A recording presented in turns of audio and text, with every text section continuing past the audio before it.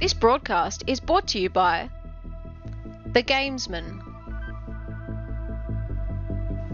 Motorsport Australia, Logitech G, Playseat, OG Gear, Max Pappas Innovations, SimSpeed TV, and the Australian Sim Racing Group.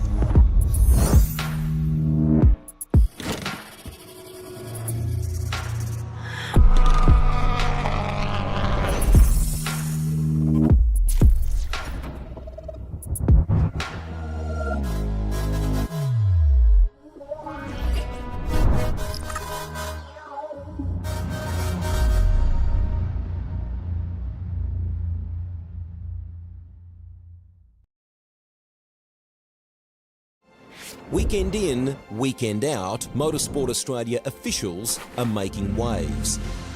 From waving flags, waving cars through pit lane, or responding to a wave for help.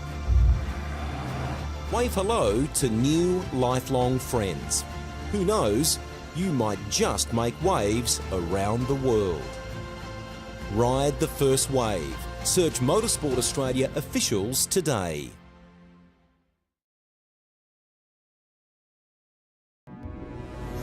We are gaming fanatics. Our goal has never been to just play games. We think it's much better to feel like you're actually in the game. This feeling is what drives us as we create world-class gaming chairs. Our one aim, give you a brand new gaming experience. Help you move in perfect sync with everything on screen. Make sure you're having a ton of fun. It took us decades to achieve this, and we're still not satisfied. Every day, we wake up to get better. We'll never stop designing the very best to help you be your best. When it's all said and done, our job's only done if you're in full flow and focused on your victory. May you win, and win big.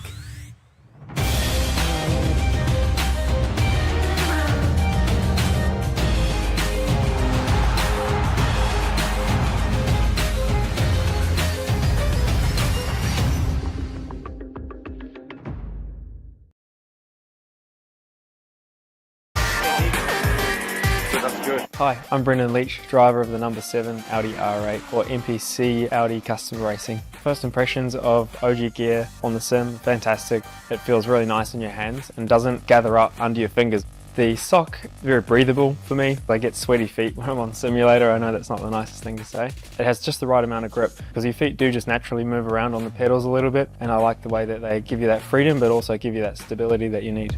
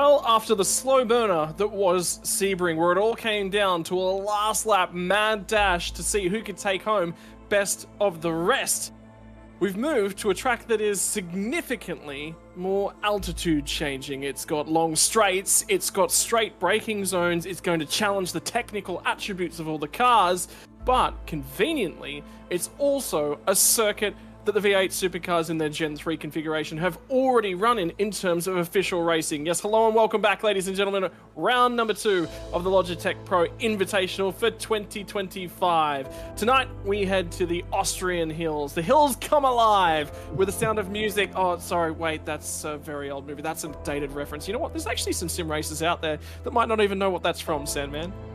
That scares me, mate, and starts to show how old I am, really, buddy, to be honest. But, well, let's say the hills are alive to the sounds of V8s. How about that? It's exactly what I was saying a couple days ago. Yes, here it is, Austria. It's known for being one of the best overtaking tracks on the calendar. It's also known for its big, long draft trains. Getting it right in terms of qualifying, it's a short lap, second shortest that we'll see in terms of our calendar. 90 seconds in terms of transit time here, and a lot of on-throttle time as well, Sam, man. This is going to be all about pulling the car up nice and neatly. Then you've got to turn it, point it, and shoot it out the other side. This is a little bit different to what Sebring gave us. Yeah, I hate to say it because I feel like I say it each and every week, but it has a little bit of everything, doesn't it? You know, we've got our long straightaways, our drafting abilities, we've got some tight corners and undulation too. This is a great little racetrack and something that we're excited to have on the schedule. I think it really produces some great racing. And what we're going to see tonight is going to be no short of exciting, no doubt about that. Pit stop strategies, let's go straight into that. There's 3 options, obviously the short, medium and long version as far as how they want to roll the dice. Critical lap 27, so 52 laps around here. They've definitely got their work cut out for them. And a lot to think about tonight, whether we talk about off tracks and everything else. So really in for some great racing and looking forward to seeing how it all shakes out. Now, last week, we saw absolute dominance from Jared Filsell. Will we see much the same tonight? He was in a league of his own, wasn't he? Didn't qualify on pole, made his way through the field as the race went on and showed his dominance. Everyone else started fighting behind him and he just pushed on, had a nice little clear advantage towards the end and drove home very comfortably. What could shake things up, I feel like talk about it each and every week, is the Logitech G safety car. It's a beautiful looking piece. Sometimes some teams don't want to see it, but tonight, there is actually a chance that we may see it. Now, this is something a little bit different for the G-Hub. Ooh. We're going to be talking about the entrance to pit lane. This is where it starts to become a little bit tricky. So with our little bit of technology we've got, that's our racing line, and that's something that the drivers are all going to be on par with as far as when they're on that racing line, going for a hot lap and not worrying about pit stops. When it comes to pit stops, though, we're going to take that away. Pit stops, you're going to be on the same racing line and then diving into the lane. The thing that we have a problem with that, though, is that you really need to keep your wits around because you don't want to, well, you want to basically make sure there's plenty of room from the guy behind you because as you can see, those 2 meeting points on the racing line and diving into pit lane, you've got a point right there where we can have calamity corner. If you check up and head to pit lane without telling the guys behind you, that's when we can have carnage. So not only have we got that to worry about, it's also the ripple strip out here too with off track. So that is going to be key as well. So a lot to think about around this racetrack. We're only zoning in on one of the corners, and this can play a big part as far as winning it or beating it. Mate, that is absolutely brilliant. How long have you been working on that, trying to put that together? Oh, look, we've got a little bit of technology here in the G-Hub that we've been playing with, so I'm just glad it went and worked to plan. So it just gives everyone a little bit home of the details because obviously that racing line, for people who may not be aware of this track, it's the same racing line that the drivers are going to use to come straight into pit lane. So look out for that corner to be a bit of a problem and we may see our Logitech G safety car out one more time. It was actually really interesting because last year in qualifying, there was actually a big old checkup. Do you remember, I believe it was Jake Burton actually that everyone got into, or it might have even been Jake that got into the back of, I believe it was Dylan O'Shea was the other driver that was involved. But effectively, heavy checkup on the way into pit lane as everyone dived down to try and get to pit lane speed limit because you don't want to pick yourself up speeding in pit lane penalty. You also don't want to pick up damage. Either way, the hills of Austria, right here in the heartland of Europe. The Red Bull Ring, Spielberg in the Styrian province of Austria. Opened in 1969, current layout since 2016. This place was starting to go a little bit downhill. Then Red Bull came through and bought it, fixed it up, and added a whole bunch of cool bits and pieces in and around the circuit. Fun fact, a couple of weeks ago, this track was actually, when it was back on the official service, another broadcaster and I, we made a fun little game. In iRacing, for those of you who don't know, Dale Earnhardt Jr. and Steve Myers are posted around each and every track. We spent 3 hours looking for him from this circuit, still yet to be found. And that bothers me. I might be doing some more research at the end of this, but you can go and explore the tracks. There's so much bits and pieces. There's the bull in the middle. You can actually see him in between turn 5, 6, 7, and 8. He's right in the center there as well. You'll see a ton of picturesque shots of him. And then conveniently, up off turn 3, this is one our producer and I will both like. That's a motocross track you see in the dirt up in the left-hand side up over there. So, yeah, lots of cool bits and pieces about this racetrack. There's wineries, there's really cool sights and sounds.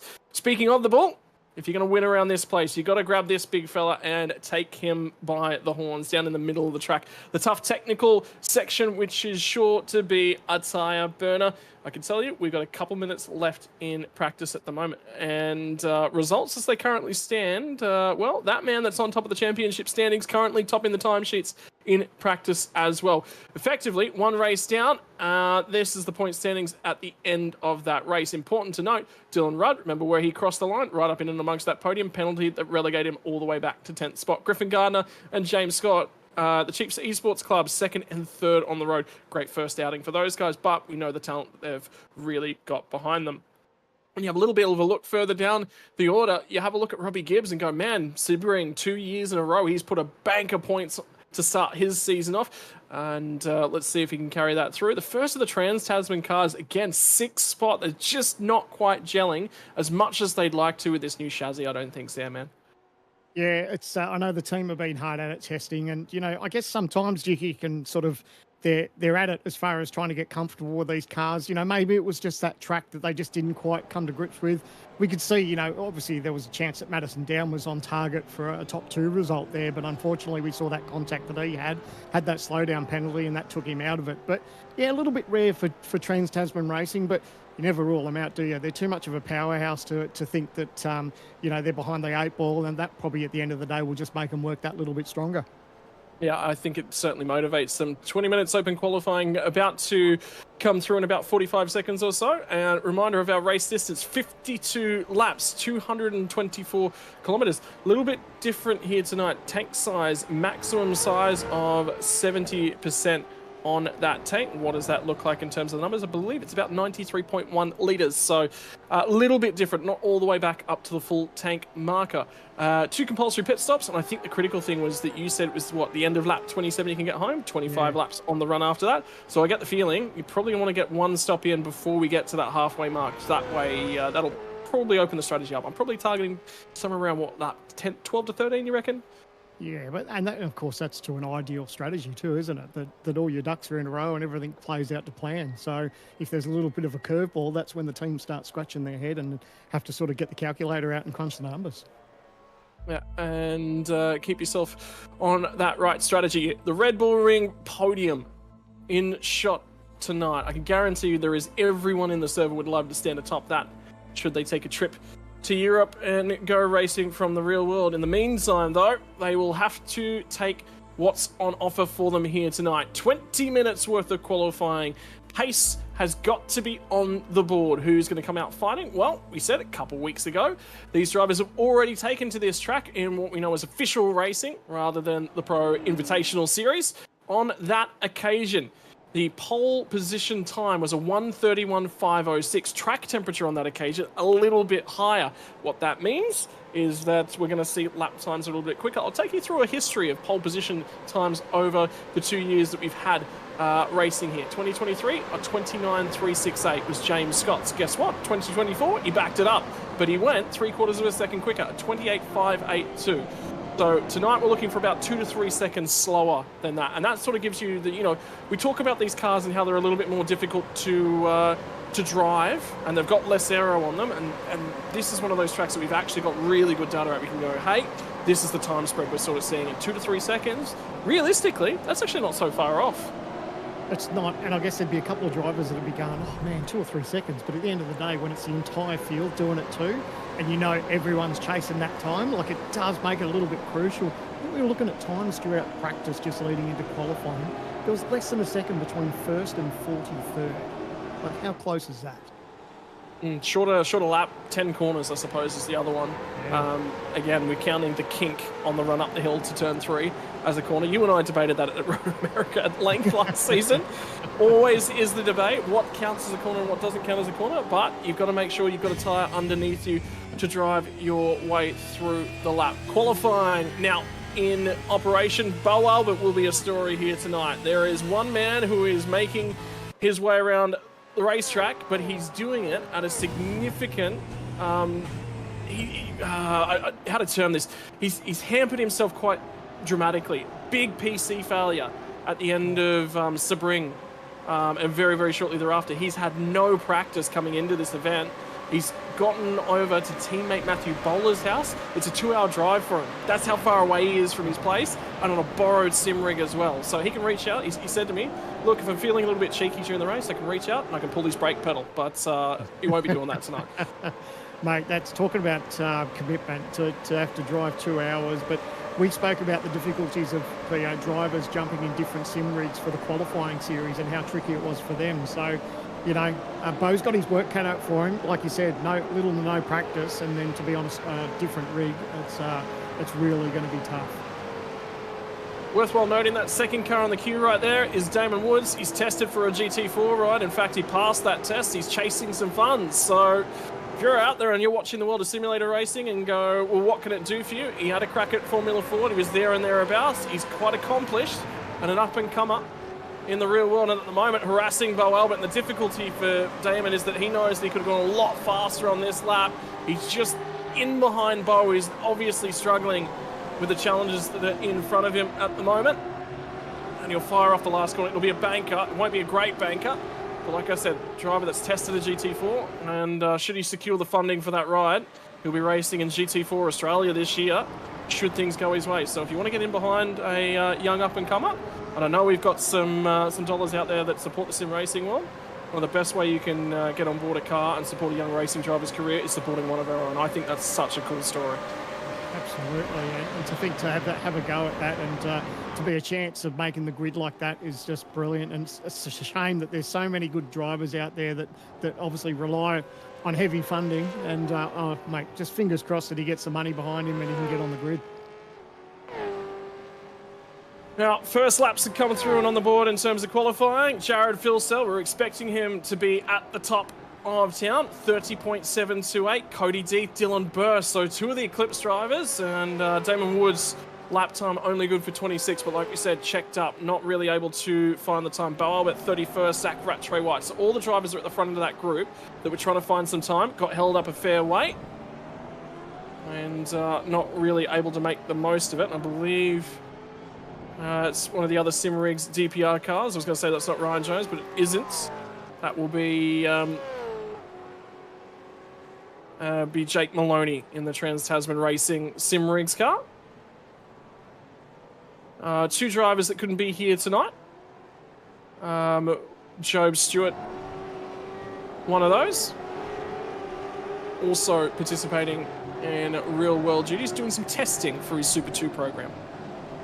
How cool is that? There's so many drivers that, in and out of iRacing, or around iRacing, I should say, that are in and out of this series that have these real-world experiences. And, you hear the likes, the people that get to drive, whether it be Super 2 or test a supercar like Madison Down did at Winton, and, to drive GT cars, like how jealous am I that all these drivers have got this talent and the chance to do the real-world deal. Although, to be fair, if there was talent, you'd be out there and racing among them, and I don't know, sometimes you enjoy yourself up here a little bit too much. Well, I have to rely on this because there is no talent behind the wheel, let me promise you that much. So. But anyway, it's still good to be part of the V8 Pro Invitational, even though if I am in the commentary box annoying everyone's earlobes. Certainly is. Another story as well. We talked about it a little bit last year as well, but Andrew Gilliam, engineer. There is some engineers from the Supercars field in and amongst our Logitech Pro Invitational field as well. And again, looking for some times. Chatting to few representatives from Evolution Racing Team. They said tonight they just don't have the pace. They're going to be trying to do their best here tonight, but expect them not to be up at their pointy end.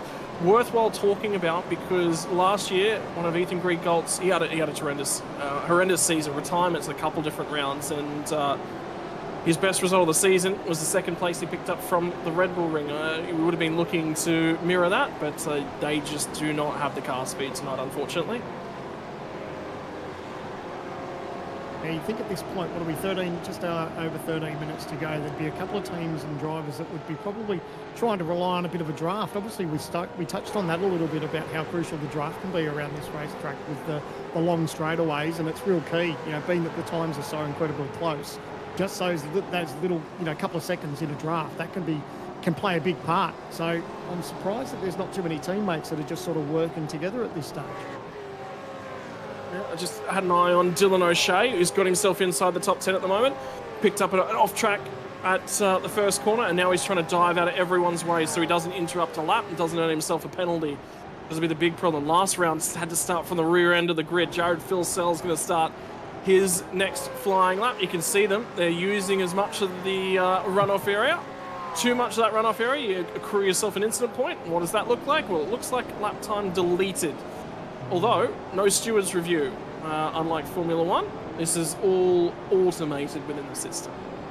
One of the difficulties they've got too is, yes, they get an off track if they're too wide, but you're also up against that concrete berm as well. So that can upset the car depending on your balance and how aggressive you are in that corner and getting on the throttle and all the rest of it. So that's one thing that these drivers do need to be mindful of as well. And just think about how they're applying the throttle in this session and the difference that car balance is going to have compared to a race run as well. Seeing a few drivers will probably be about to abort a lap, few drivers that are looking to improve. Looks like the sector times for Jared Filsell are starting to improve. One thing working in his favour is this overcast conditions too. So this cloud cover is working nicely for him on this part of the racetrack. So I was a little bit concerned through the week. I didn't know if we were going to have showers. I know this place is notorious for rain sometimes, but looks like we've only got a 22% chance of rain tonight. So I think we're going to get away scot-free. But Jared's going to abort this lap. I thought he might have been on it with that cloud cover, but it didn't work in his favour. Yeah, and Cody Deeth is actually going to go ahead and set his fastest lap of the race. Fastest lap of qualifying. Jumps up, puts it on pole. Dylan Burst is going to improve as well. Dylan Rudd finds himself some time. Damon Woods gets a clean lap together, goes to 5th. James Scott is going to abort his lap early. Then Postlethwaite through the pit lane. Halfway mark of qualifying, right about to come around the corner. Burke into the lane as well. And Dylan Pereira going to try and set his lap time. I was actually really disappointed when Dylan Pereira missed out at the end of the qualifying series. He was only 1 or 2 places outside. Enough drivers rejected their entry. Talk of Blake Warboys, who was in this series last year. He's taken on a few too many things for 2025. He automatically qualified his way in. Said, yep, I can't take that one up. Young dad.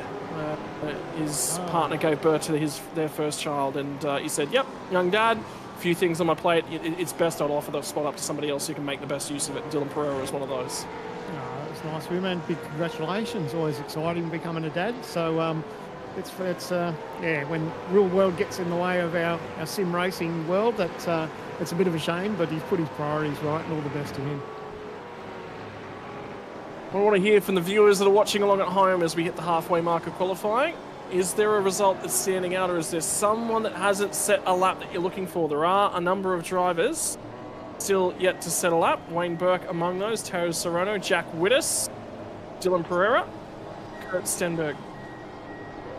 And one have just been handed. Madison down, P18, a long way back for him at the moment. Sounds like he might actually be on a lap at this point in time. So he'll be looking to try and improve 31.073. So for him at the moment, he's 0.4 of a second off the lead.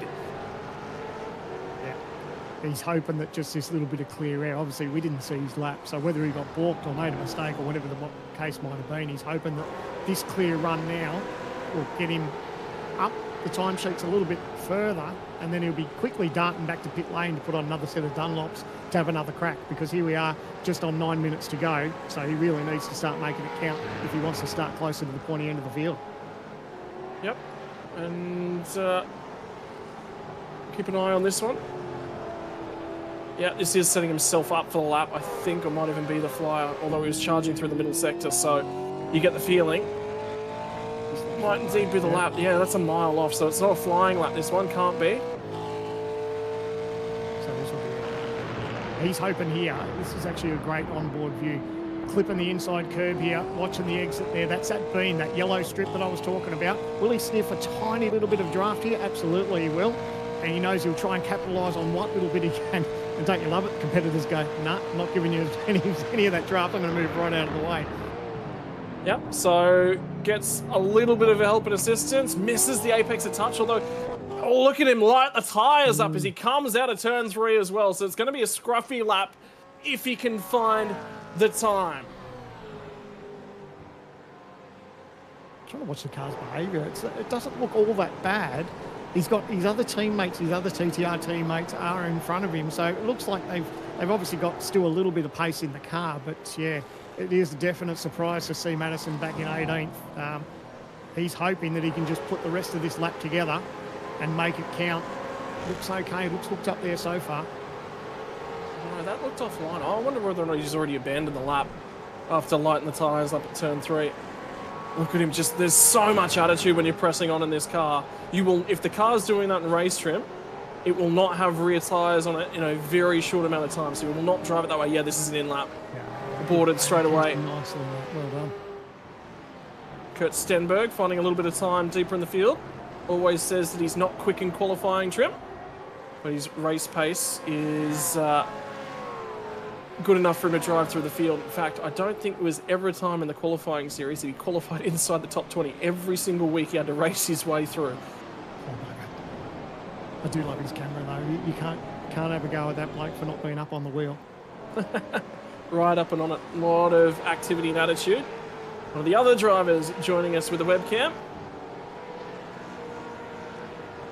Nice and smooth. That's the big thing about this. If the wheel's smooth in race trim, you're on for a good shot, but you've got to have that little bit of activity on it in qualifying trim. If you're not driving it right up and at a point where it wants to dance around on you just a little bit, tips it into the second last corner, that'll be an off track, I think. That's outside the boundaries. He's dialed in, he hasn't blinked. He's just trying to sniff what draft he can here. Can he improve from P25? No. He did. Yeah. 26, he did. He went down a spot. He didn't improve. So someone's pipped him, unfortunately, so he's going to have to push on. And as time starts to run out in qualifying, we've got under 6 minutes left now on the field. Wayne Burke, Dylan Pereira, Damon Mulqueen are the three yet to settle up. Actually, Griffin Gardner has had issues. I don't believe Griffin Gardner's actually in the server at the moment, so we might have lost the driver who's sitting second in the championship. Ooh, wow, that could be huge.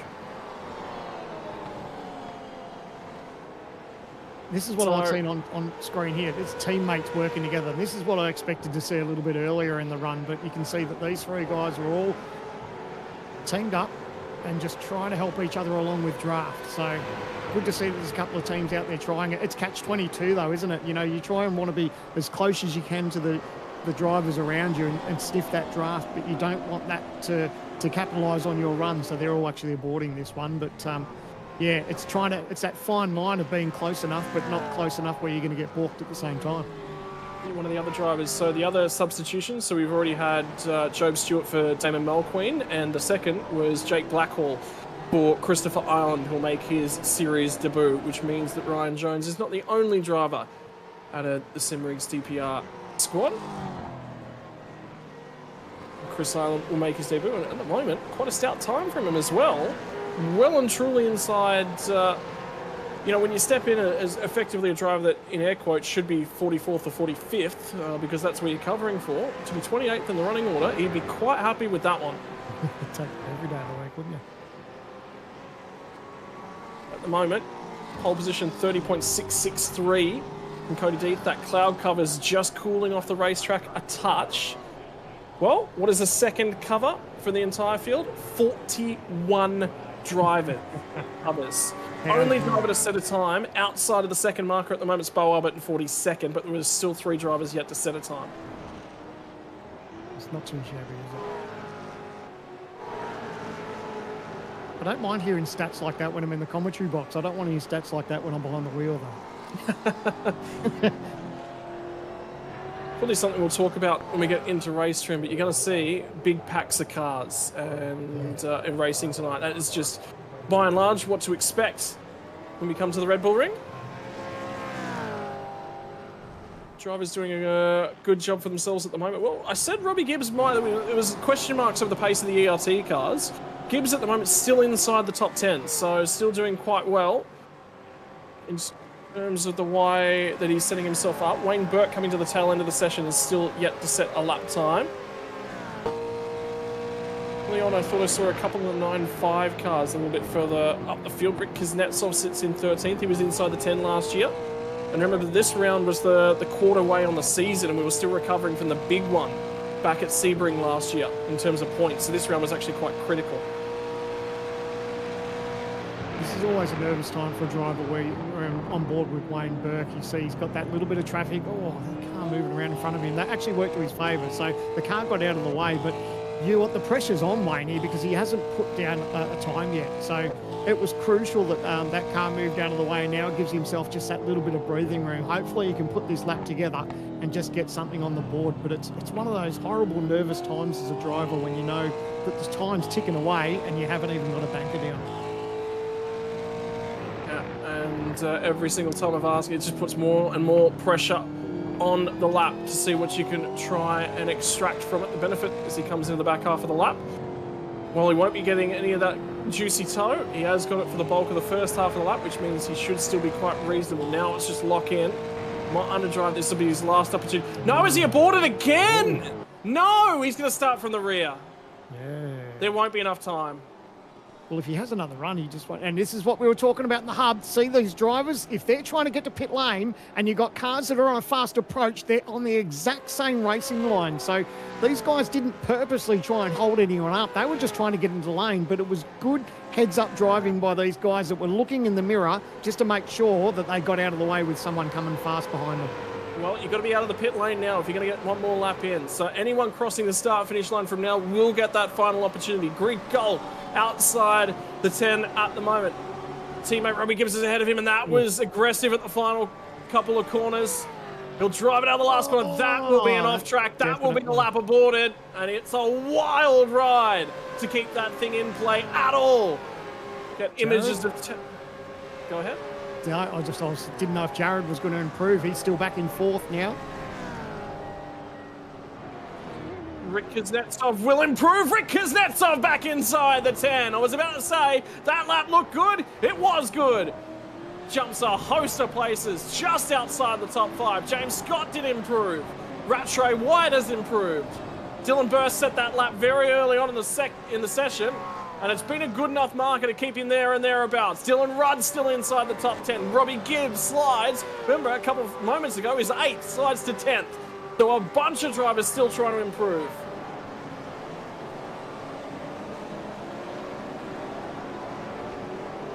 It is coming down to the dying stages in this session to try and find a lap. Who's got the pace? Who's got the opportunity? Is this a lap for Rosell? I think he might be on a cooldown lap and a lap back to the pit lane. Time is going to expire. Qualifying from the Red Bull Ring. If you can overtake, this is probably going to be the track.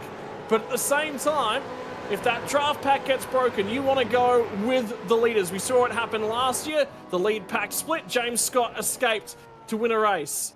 Now, who's going to be able to put it all together? Luke Rosella, final sector. No, lap is done. He's not going to go for this one anymore. I just don't think, I don't know. I think we're going to have maybe 3 cars on a lap. There's one of them that'll fire into the final corner. I think that was Dylan O'Shea, who's coming around at the moment. Indeed it is. 18 spot the grid. Touched the grass on the way in there. A mile off, 2:01.758. That'll be it, qualifying done.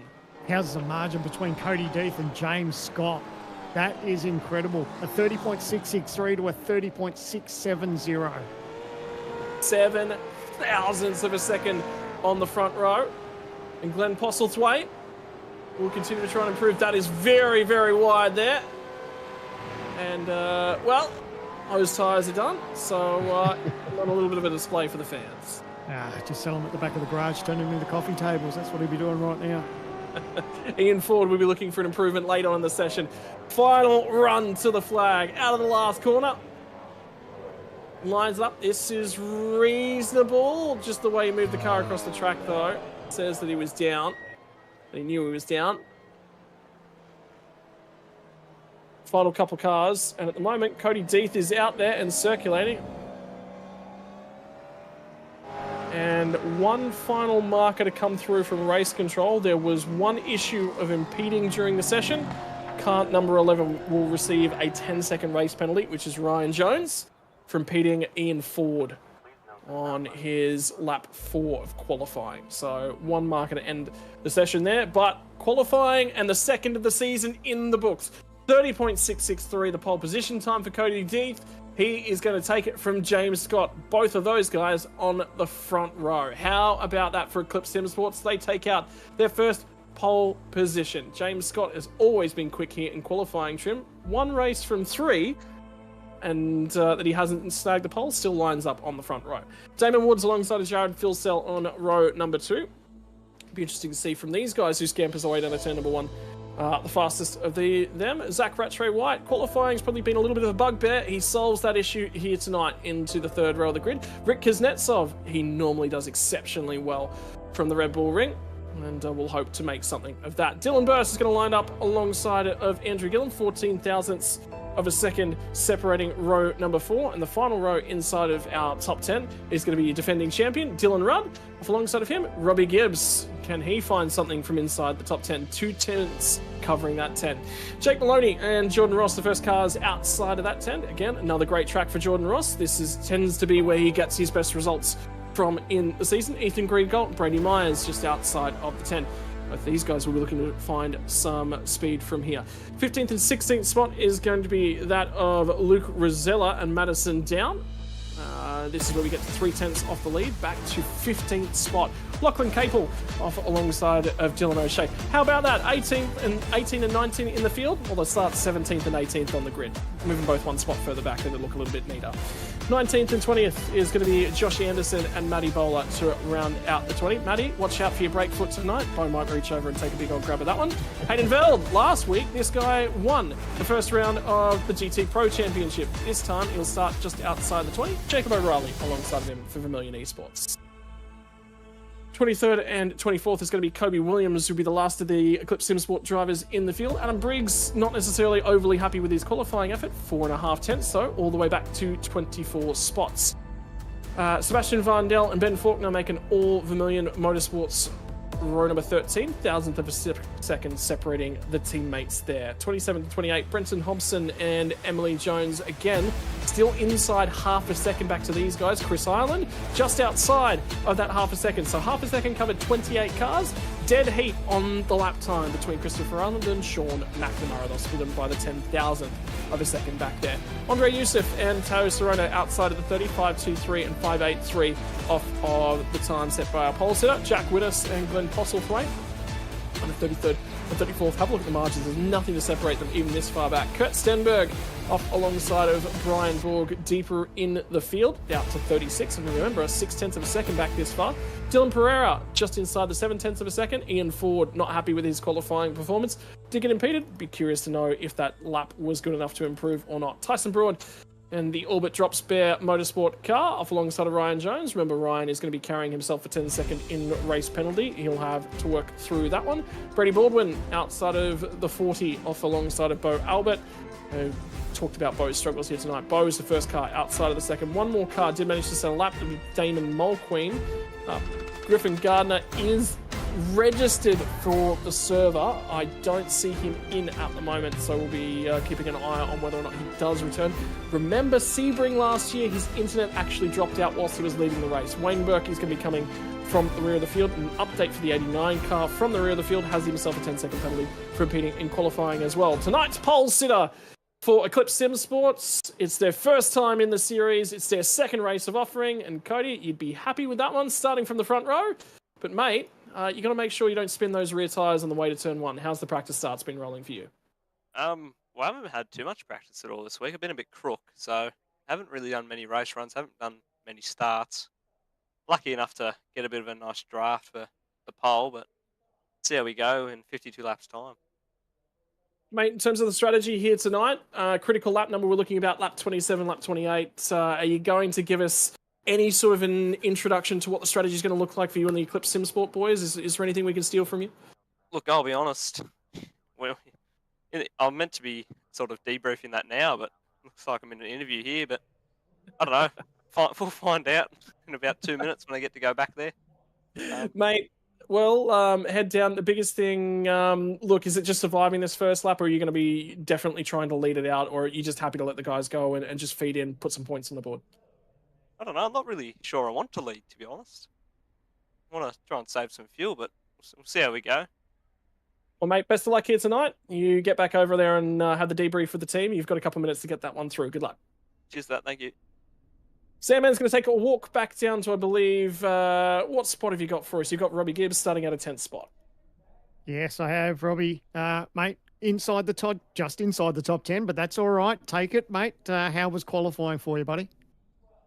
Yeah, it was actually better than I was expecting after practice, but I think this is in and around where I was hoping to be for the start of the race. So we'll hopefully keep our nose clean for the first few laps and fall in order.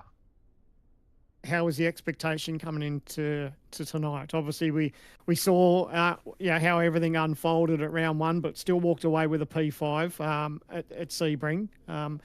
Your thoughts on tonight and how you think you might go? Just sort of a bit like last round, going into it, just looking to have some fun and hopefully end up at the pointy end again. Well, P10's not too bad, mate. I think when I was in the seat and you can still see the start and stand from here, I think you're still in for not a bad night, mate. Nervous about pit stops and strategy. I guess you all keep those cards pretty close to your chest, but we'll be thinking about that as we get away shortly. Yeah, look, I'm not too sure on strategy. I'm not the strategic mastermind to figure all that stuff out. I just drive until someone says pit. So we'll see when that call comes and see how we end up.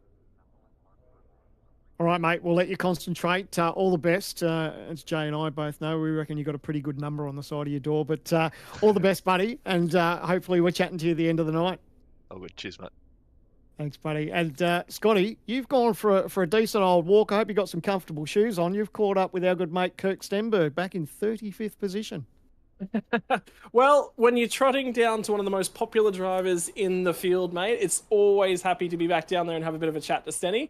Mate, we talked at length during the qualifying series. You always said, look, qualifying is just not necessarily my thing, but you've been able to make progress in each and every race, not just throughout the qualifying series, but at a Sebring as well. A lot of overtaking opportunities here at the Red Bull Ring. Confident that you can grab some spots? Yeah, pretty confident. We did a race run last night, and our race pace is much better than our qual pace. I think it's no surprise to say that TTO has a 0 qual pace here, looking at where we've qualified. So hopefully we can do something in the race. We're starting higher than we did at Sebring, so as long as we don't go backwards, that's from here. Then that anything's progress. Mate, in terms of that run down to turn number 1, obviously you're right in the thick of it. There's a bunch of guys down there, and then you can get 3 and 4 wide on the run up to turn 3 as well. Is it just safety and survival, be a little bit circumspect, or are you absolutely on the send mission tonight?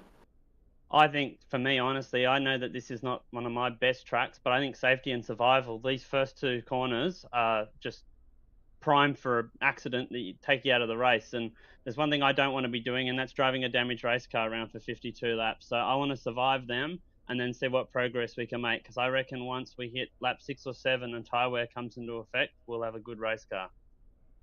Mate, in terms of things here tonight, everyone was looking forward to a Stenny check-in. I called it before we jumped in. I said, let's go and have a chat to somebody a little bit further down the field. It's good to have a chat to you.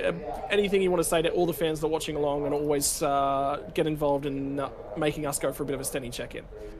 I just want to thank everyone for the support. It makes me laugh. I don't understand quite why I'm so popular, but thanks to everybody that cares, and it's great. I'm out there doing it for you. I think I said on my form this year that my goal is to do my best for my fans, so that's what we're out there trying to do. So we'll see how we go. Well, mate, you're a shoe-in for, I think, the fans' most popular driver awards, so you'll win something this year for sure. All right, thanks, mate. Now let's go get this hard charger. Best of luck, Stenny. Get out Yeah, there, mate. Thanks, guys. And I love chatting to Stenny. I think everyone does because he's always got a grin from ear to ear. I had the opportunity to catch up from him at Bathurst as well, and walking around and caught a beer, and it was just lovely. It was awesome chatting to him and hanging out as well. Righto, we are now in the books for qualifying. 30 seconds before we go to racing here from the Red Bull Ring. I have an update for you. Griffin Gardner made the server about 3 minutes ago. He got in his car. So he just got in. The important thing about that is that he's on the grid. So all he needs to do is finish and grab those points. Yeah, but certainly capable of putting some pace on here from the Red Bull Ring. Right.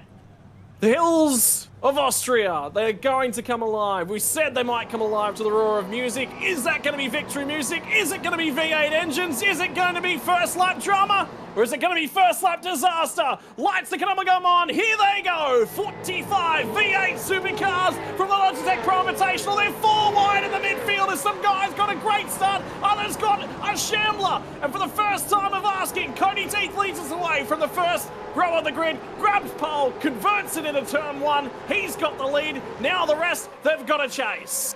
Great to see the first turn there. Everyone's managed to get through there nice and smooth. Just as I say that, little bit of side-by-side action, bumping doors there. That's crucial. We were touching on that with Stenberg, that he was saying it's just crucial to get these first couple of corners out of the way. Hopefully, everyone stays nice and clean and we can get away with this first lap. Still 3 wide. Adam Briggs, and I think that'll probably be Brenton Hobson are going side by side in the runoff of turn 3. And it's going to be the ex-teammates. There's 4 wide, and it's been Damon Woods. He gets tagged. He manages to save it. They all get out the other side. Woods has gotten tagged and not spun. He's drifted out to 15th. Was sitting 4th on the road. There was someone in the dirt as well. It's all kicked off. It didn't take long. It took us down to turn 4. But they've all managed to keep going, and that's the big spot. But for Damon Woods, now he's got to sit on that car. He's got to get the tyres back underneath him and see what he can do. Yeah, it's always tricky when there's a driver up the inside. There was 2 or 3, 4 cars almost wide for that corner. It was never going to play out. Had to be a bit of give and take. Unfortunately, there was a little bit of more contact. Oh, he's going to go round. He's holding on to it. He's done a great job. He's to get away with it. Oh, the Biff and Barger started on that one. I can't believe it. It's been a long, long time since we've seen anything like this. Now what are they going to do? Because it was Dylan Rudd that got the elbowed wide. And I was just thinking, think back to James Scott and Jared Filsell. They were teammates. There's more contact down at turn 1. This time it'll be Robbie. No, sorry, it wasn't. It was Greg Goldie's been elbowed wide down at turn 1. Now it is going to kick off. It's 2 more ERT cars. Lap 2 is not what you want. 3 RT, and there's 1 car in the barrier. It's Hayden Veld who's going to the rear of the field. There was a second one as well. God, there hasn't stopped. What is going on? These guys, there's nose to tail action here, also into the right-hander. No one is going to get away with battle scars the way this is playing out. Unbelievable that everyone still managed to keep going. And it's broken at the top. There's 3 cars who've already run away. You've got Cody Teeth, Jared Filsell, James Scott. Then you've got a gap. Dylan Burst, Robbie Gribbs has managed to grab himself quite a number of spots. He's +5 from that opening lap to sit in 5th spot. He managed to make his way past all of the drama that was unfolding in and around him. And that's the second little pack. It's got about another 3 or 4 cars. Then it's back to 7th. Rick Kuznetsov leads the 3rd pack, and it's still on there. Still, look at them, 2 by 2. Yeah, it's crazy back here. It's a little bit of a hornet's nest. These guys need to settle down a little bit, give each other the room, because if they keep this up, they're going to find themselves off onto the gravel, or even worse, into the Armco. Man, we are going to run out of oxygen by the time we make it to lap 10 at this rate. I'm just keeping an eye out. I wonder how well. Is that Griffin Gardner we were following along with? No, Griffin's only up to 40th spot, so it was still Dylan Rudd who we were following along with. So he's fallen. He started in 9th spot. He's back to 25th. 9th to 25th is how his night started. There's more contact in turn 1. Ireland, is that Chris Ireland? I think it is. Postlethwaite gets turned. That's another one of the Eclipse Simsport cars. Heavy in the barrier. This will be safety car. There's wheels off cars here. Yeah, there's a car into the tyre barrier, missing a front bumper. Yep. That's Wayne Burke. We were talking about his discussions about how troubled he was in qualifying. Kobe Williams, he's got the front knocked off that as well. So these guys, disaster. Looks like there's some left front damage to Wayne Burke as well. Yeah, his left front That's tire is steering. done. That car Yep. is done for the day. He'll drag it back to pit lane. You know what? We've gotten out of there without a safety car. I thought for sure that was going to be a tow. It's not going to be. Lap 3. My word. The way these are going, I don't know that we're not going to see a safety car. With the garbage on the racetrack, all the gravel that's been kicked up there. This is what these leaders need to do. Cody Death, Jared Filsell, James Scott, they need to knuckle down and push away, break that draft, because that's crucial, because it'll make the night worse for Dylan Burst, Robbie Gibbs, and everyone else who's trying to tag onto the back of them. You know what makes it interesting? The thought that just popped in my head was, remember what supercars looked like from the Australian Grand Prix? Everyone at that moment sat around and sort of said, oh, it looks a little bit like sim races going around. You know what? Maybe it's sim race, maybe the real world copied sim racing, and sim racing's going to copy the real world. Have a look at the drama that's going to play out here. It was Ireland that gets in to, I think it was Kobe Williams. Just watch it. Yeah, that was Fossil's way. Locked to break, and then look at that chain reaction of just innocent bystanders that got caught up in that drama. Oh boy. Did you feel for Berkeley, because he was having drama in qualifying, and then to have that left front damage, I think that's going to be game over for him tonight. So it'll be interesting to know. We talked to Kurt, and he said, I just want to survive. I just want to try and make my way through. He's gained 5 spots. For Wayne Burke, this is what he had to look at down at turn 1. Keep your eyes up ahead. Pinch your brake. You see it? Sees the drama. Bang. Nowhere to go.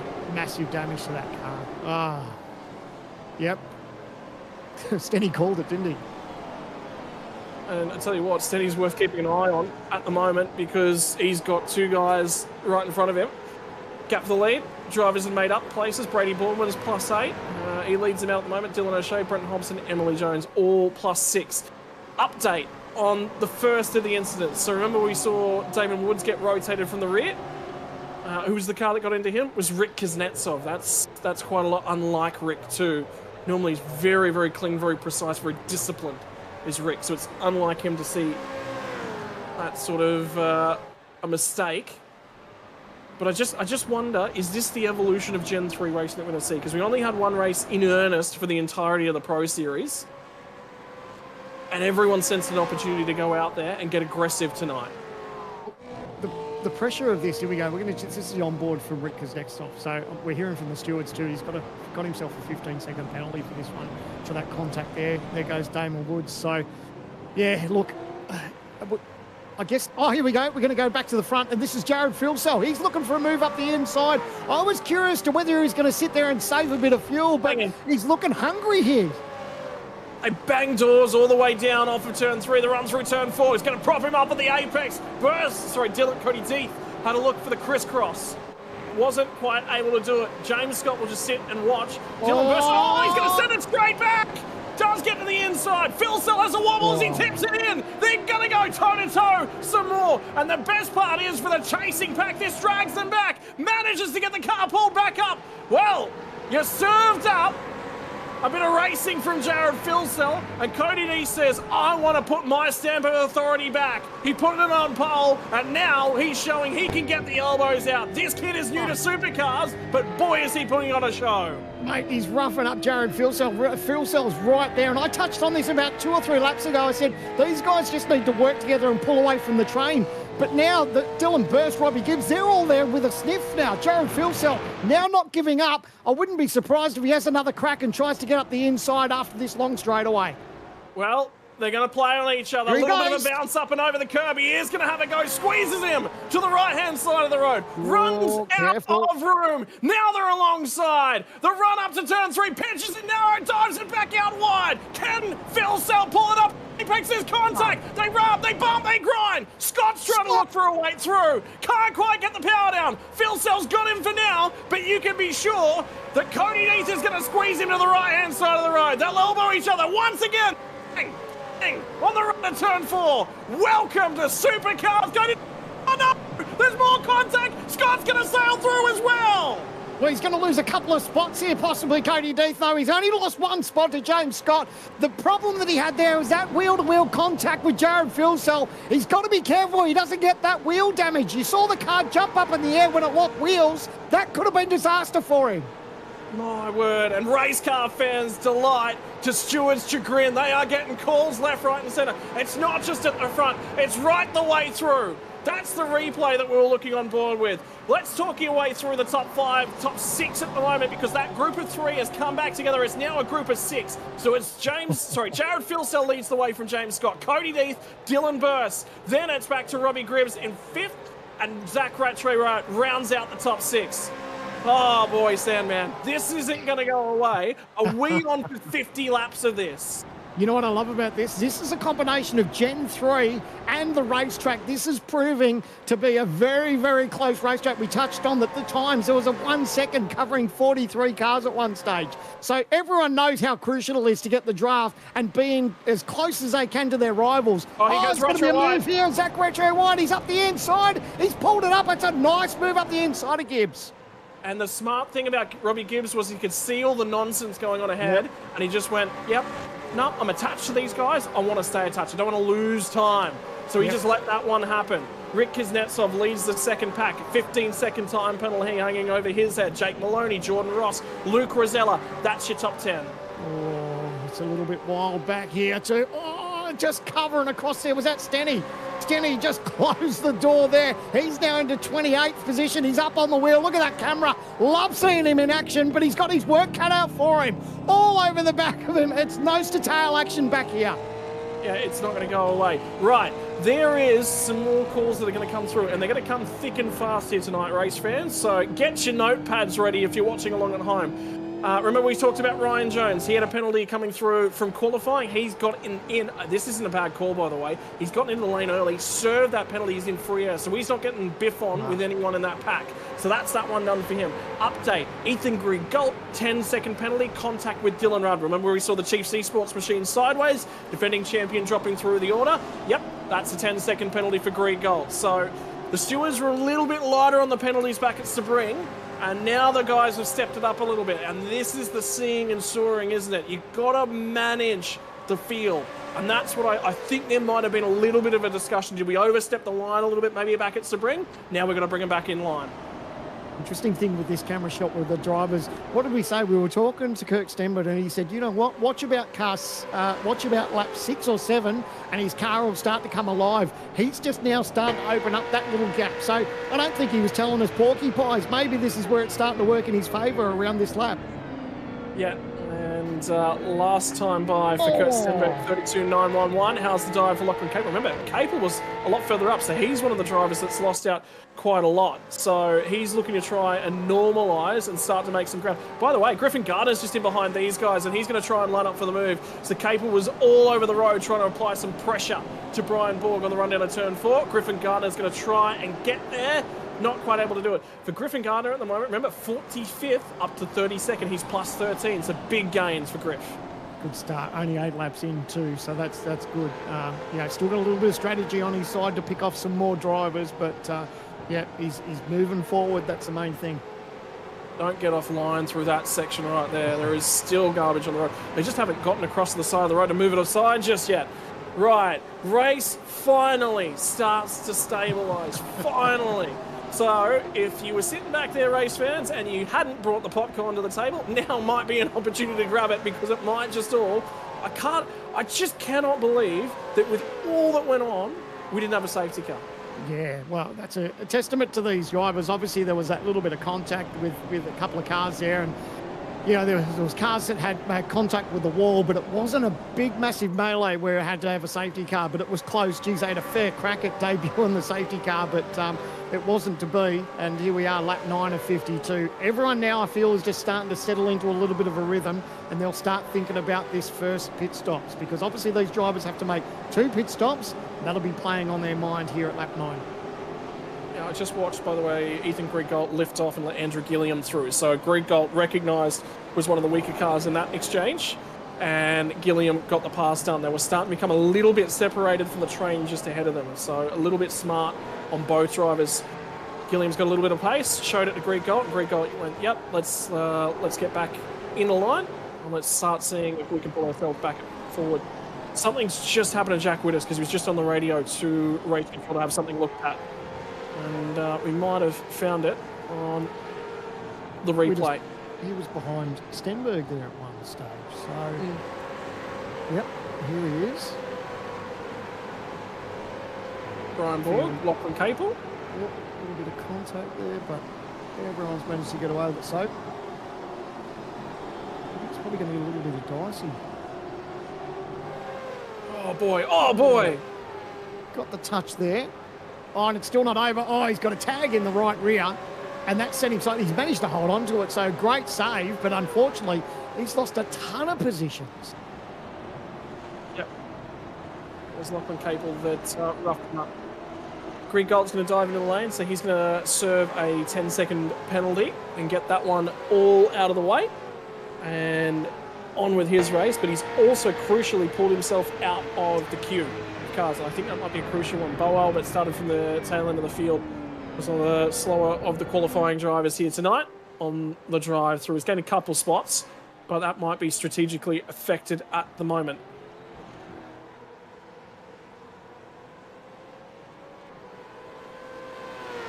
So for Ethan Greek Gold, it says 26.9 seconds in the box. You can probably take off 10 seconds of that for a penalty. Everything we've seen so far in these opening 10 laps, I think Greg Gold will be quite happy to see no one around him at the moment. So it might be just a nice change of pace just to have a little bit of racetrack all to himself. It's a very pretty area to drive through too, like just lapping it up. It's very, very picturesque racetrack with a lot of lovely mountainous backgrounds that you can see. Like I said, there's some wineries, there's farms in the region as well, karting tracks obviously in and around the circuit because some of the upgrades that got made to it. And how good's the rise and fall? It's just a beautiful place to be. Yeah. Oh no. Am I hearing that you two, you and our producer, have been hard at work this week? I heard that there were some technological upgrades. Yeah, Now, we've been you're gonna unpack the toys?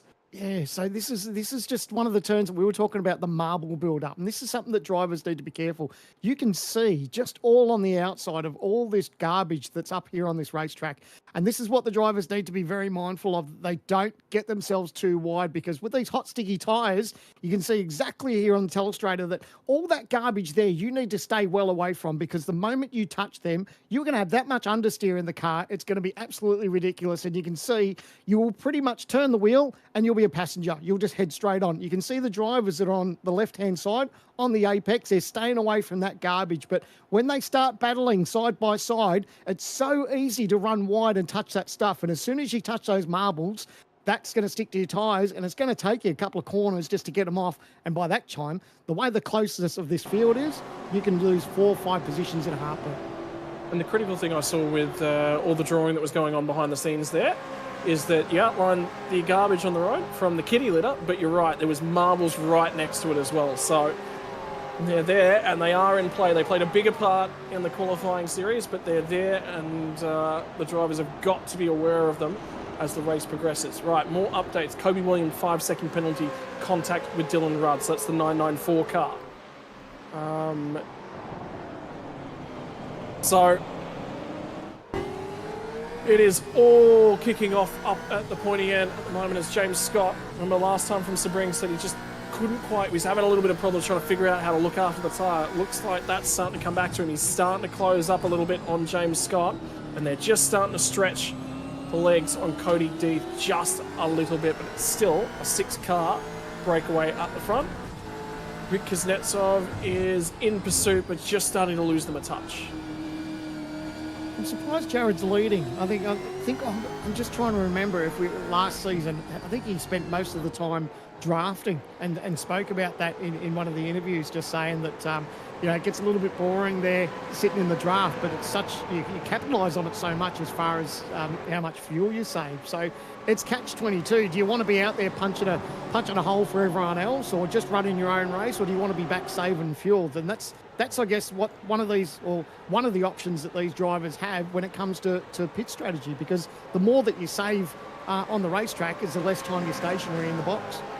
Well, I think one of the interesting things is, have a look at that top group of cars, right? We've got 6 cars from Phil Sell back to Robbie Gibbs, where you got Lobs Esports, then you got Chiefs Esports Club, Eclipse, Vermilion Esports, and Logitech ERT. right? 5 teams inside the top 6. There's only one team that can sit there and go, oh, we can just play the fuel games and the strategy games. Last year, it was Lobs Esports, basically walking away from the field. They could just do whatever they wanted. Phil Sell knew last year that if he was in this position, that it was sort of a little bit protected. He had a teammate behind him, and you know, he knew what he needed to do at the pit stops. This year, that's not the case. Even though the driver name's the same, they're on different sides of the strategy fence. That's the one thing we do love about a new season of racing, when you get teams and drivers that shuffle their driver roster around a little bit, and there's a little bit of love, there might be a little bit of hate. You know, you just don't know how the changes affect people throughout the off season, but it's always a nice little mix up when we get to a brand new series and a new season. And I tell you what, we've been spoiled in 2025, haven't we, with the release of Gen 3 and so many new things to come to the service. You know, this season is looking bigger and better than ever. Yeah, the biggest thing, Sandman, is when do I get to play with the finger painting? Yes, well, you might have to make a visit to the G Hub, mate, one day, eh? We'll give you the iPad. You can spoil to your heart's content. I was going to say, that's actually not out of the question. We might see if we can shout out a round and both of us sit in the same... That might be too much personality for the one room. That might be a big problem. Well, lap times are starting to tick away. Fastest lap of the race. Remember, qualifying, lap time to beat was a 36.63. Fastest lap of the race, Jared Philsell, 31.342. And currently, 32.1 on the most recent lap. So lap times have fallen away from peak race lap times by about 0.8 of a second. So, Tyre West on the kick. Madison Down is the driver to kick off the undercut. Yeah, there was a lot happening. So he's in the lane. He's had a shocker. I think he started in 16th position. So it's definitely not the night that he was hoping to have tonight. And I noticed just that onboard, we were looking backwards from Emily Jones. It looked like there was a little bit of left front damage to the car of I think it was Adam Briggs that was behind her. So that was interesting from the onboard camera. Just trying to see if it was the guard that was pinched in a little bit. So yeah. So it looks like he's been able to get away with it for the moment, but yeah, you can just see that little bit of damage to the left front. But yeah, it's a turn up for the books, isn't it? When you see Madison Down as far back as he's been, like I said, qualified in 16th and then taking that early pit stop, he's got to roll the dice somehow and try and turn this night around for him. I love the colours on Adam Briggs' new race car as well. It really pops. You can pick him out in the crowd, which is the uniqueness of it. That's one of the difficulties in so many white and red and black cars in the field. It's sort of very difficult to make that colour stand out. That's why I like what Dylan O'Shea's done with his colours. He's gone to that more pink again, pops. You can pick him in a crowd. White's just very, very popular in amongst the supercars field at the moment. It should have Wrangler up the side, shouldn't it? The blue and the gold, the blue and the yellow, I love it. You two might need to get chatting behind the scenes. I'm sure that he can make it happen. Here's Brenton. He looks quite relaxed behind the wheel. Settling in at the moment. Out, so I'll tell you what, he's a man after your heart at the moment, because I've seen him doing a fair bit of oval racing actually. He's been quite successful with it at the moment. So, yeah. It's for the meantime, yeah. After that frantic opening 7 laps, it has calmed down a whole bunch. We're cruising in on the first round of stops. Reminder to the viewers watching along at home, what have you got to do to get yourself home? You've got to make 2 pit stops during the race. You need to make a pit stop to get home from lap 27. So split that up however you like, but you don't want to be one of the drivers that gets to lap 27 and you're just making your first pit stop and a safety car gets called. That is the big risk. It rips your heart out, doesn't it? When you roll on the strategy and you decide to either wait or pit early, and when a safety car comes out and it bites you in the butt, it's just gut-wrenching, isn't it? You know, you try so hard in these races, and sometimes the old safety car can work for you, but when it works against you, it really makes your night difficult. Yeah. Well, let's talk a little bit about the manufacturers. There's 2 manufacturers, of course, in the supercars field. Cannot wait to see a Toyota Supra amongst the field next year. That is something I think the entire racing fraternity is chomping at the bit to see. But it is two bow ties, the Chevrolets that lead the way. Cody Deeth, the first of the Fords, sits in third. Two more of the Chevys, fourth and fifth. Robbie Gibbs, sixth, second of the Fords. You know what? It's actually a perfect even split. There are 5 Fords, 5 Chevys inside your top 10. How about that? Excellent. There you go. How's your parity? Not bad at all. Love to see. Different sound as well. For those of you who had not witnessed right on board a V8 supercar of the Gen 3 era from iRacing, I can tell you the sounds are gorgeous. The engine sounds very distinct across the two manufacturers. And then my favourite part about it is the gear cut, as we're going to take a ride on board with Kurt Stenberg.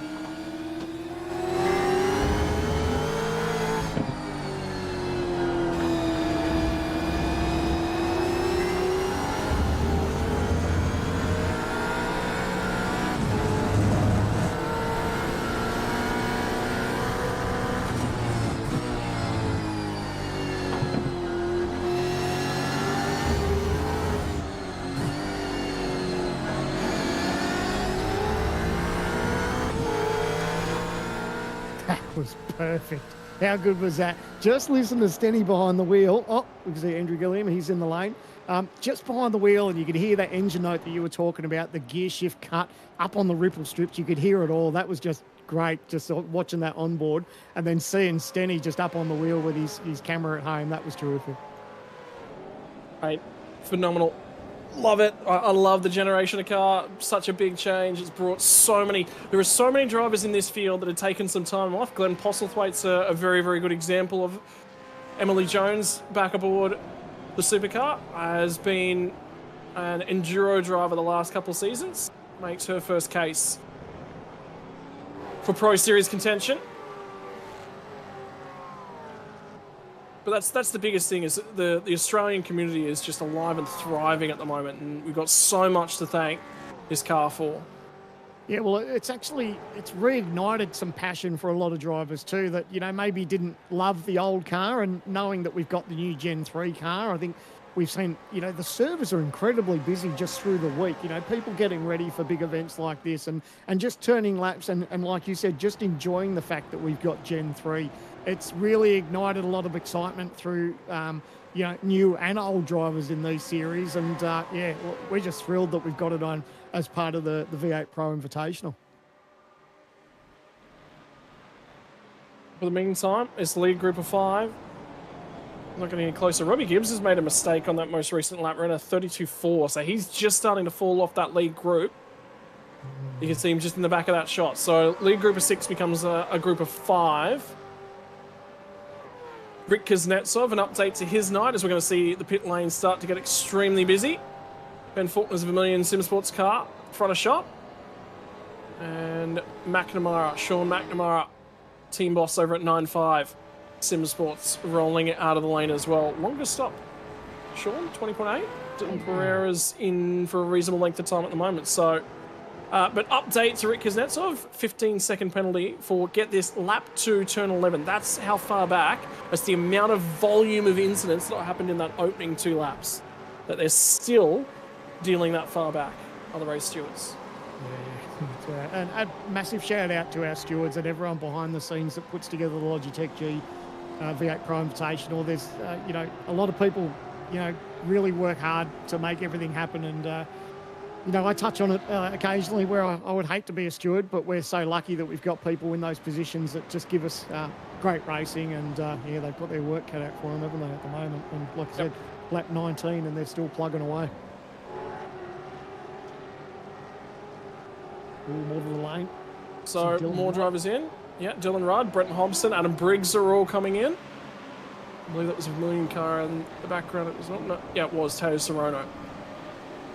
So Vermilion actually split. Worthwhile pointing out, Vermilion Simsports actually split into 2 groups. You got the esports team, and then you got the Simsports team. It's sort of the academy team. And I believe you can actually tell the difference by the rear end of the cars. The rear end of the car is black. I believe that's your pro team. The rear end of the car is white. I believe is your Simsports, the academy team. Okay. That's some pretty Well, good I just noticed that then. Yeah, and it wouldn't surprise me if that's the case. That was my first assumption on looking at the cars then. There you go.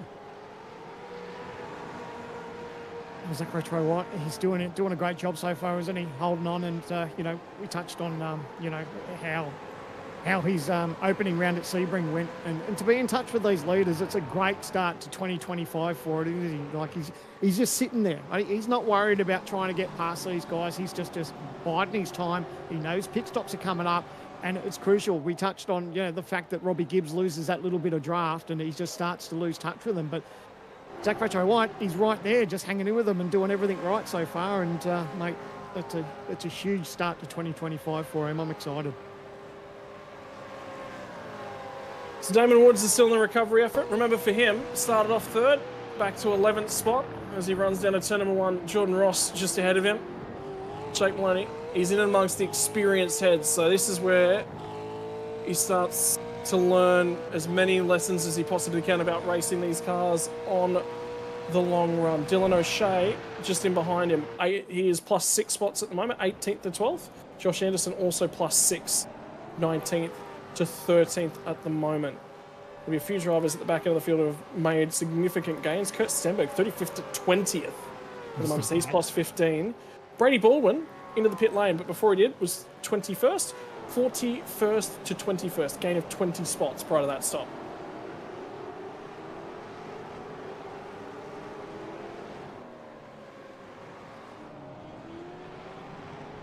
And to add to Glenn Postlethwaite's misery, he's just been issued a drive-through penalty, which is why we're taking a look at him at the moment for contact with car 23. That was the locked brake on the run down to turn number 1.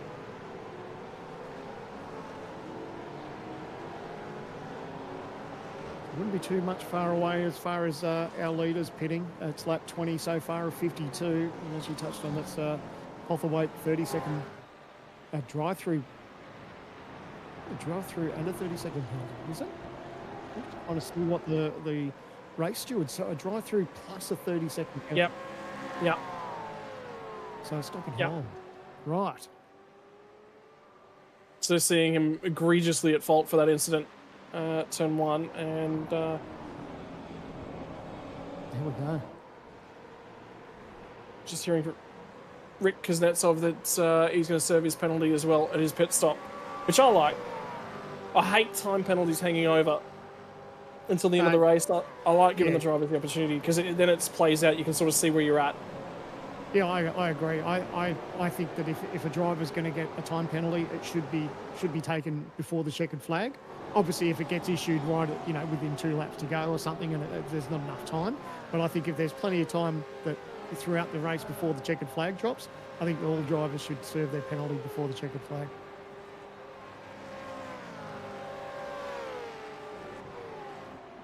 Well, lap 21, this is a long stint for a lot of these guys. It's just, I didn't expect them to go this far into the race. What it does mean is that their car's going to be quite light and nimble, and they chuck fresh tyres on. The difficulty will be, is it's probably worthwhile having a look in at where Madison Down is hanging out. Because remember, he was one of the early stoppers. So he will be making gains. Now, I guess it'll be hard to tell, because everyone's probably just holding their breath for a safety car at this stage. Do they roll the dice? Do they stay out? But you said you were talking about Madison Down, so he's on screen at the moment in P22. Obviously, that might change a little bit once a lot of drivers in front of him make those pit stops. But how much of a turn up for the books is this to see Madison Down in a genuine 22nd place at the moment? Obviously, like I said, I'd say genuine. It is going to change a little bit with pit stops, but we're not used to seeing him this far down the order, are we? Yep, well, pit stops are continuing to come through, so Kuznetsov's going to have a long stop here for serving one of those penalties. Tyson Broad, Sebastian Vandella both in. Andrew Gilliam came in 3 laps after Madison Down, so he should have fresher rubber on board to try and get this job done.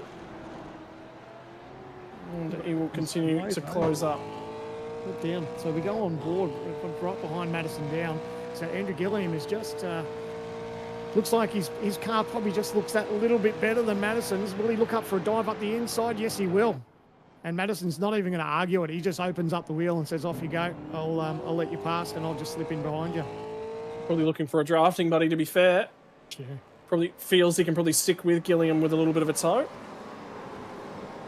Looks like Down's got a teammate in Josh Anderson just that little bit behind him too. So maybe there we go. So First of the front runner, Zach Rattray White. He's dived into pit lane, out of P position 5, straight into the lane. Doesn't want to get a speeding penalty. Gets on the mark straight there. So it'll be interesting now to see how much longer that the front 4 decide to make.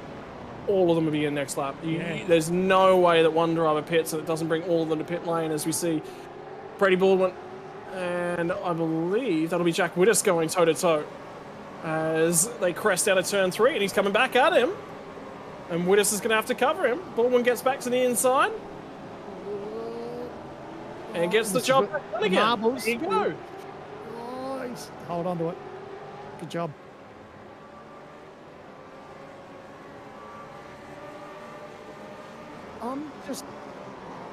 So there was an issue we're hearing for one driver on their way out of the pit lane, and they had an issue on the run through that narrow pit lane exit. It's incredibly narrow uphill as well, and Rick Kuznetsov, so I believe he's already got 2 15-second time penalties. He served one of them, and then he's made this error. Didn't go around. Ooh, he lost it. He held on to it, didn't go all the way around, but it's never great. He's not just going from bad to worse, isn't it? He's had his fair dramas of having a chat with the stewards and then that to go as well. So not the greatest of nights for Rick. Here we go. Phil Self. All 4 of them. Is going to follow him, and he is right on that rear bumper as well. So he is trying to maximise this. Do they all come in? You bet it your bottom dollar they do. Robbie Gibbs is going to go on to lead a lap. And it's not the first time he's led laps in the Pro Series. It will be the first time for 2025. And for Robbie Gibbs, just wonder how long he'll carry on. So 24 laps in the book. We are quite close. We're only a couple laps away from hitting that critical lap marker. The big thing will be Zach Rattray White is running in traffic at the moment. Jordan Ross is on the road just ahead of him. Ross was a mile back from him. So Ross has taken a very short splash and dash here. This will be a short middle stint for the racing driver. 14 seconds he was stationary for. So that was a nice little quick stop for Jared, and he's already back out on the racetrack. Have a look at Cody Deeth and Dylan Burst. Same sort of times in terms of their pit lane transit. So heavy race cars for both of the Eclipse drivers at the moment. So they'll be learning a lesson here about trying to keep this thing narrow, light and nimble. Worthwhile pointing out as well, Luke Rosella, another Lobster Esports driver, pit at the end of lap 22. He only had a short fill time as well. So, update for Jack Wittes as well. Drive-through penalty for him. Contact with the 900 machine, which I believe will be that of Andre Youssef.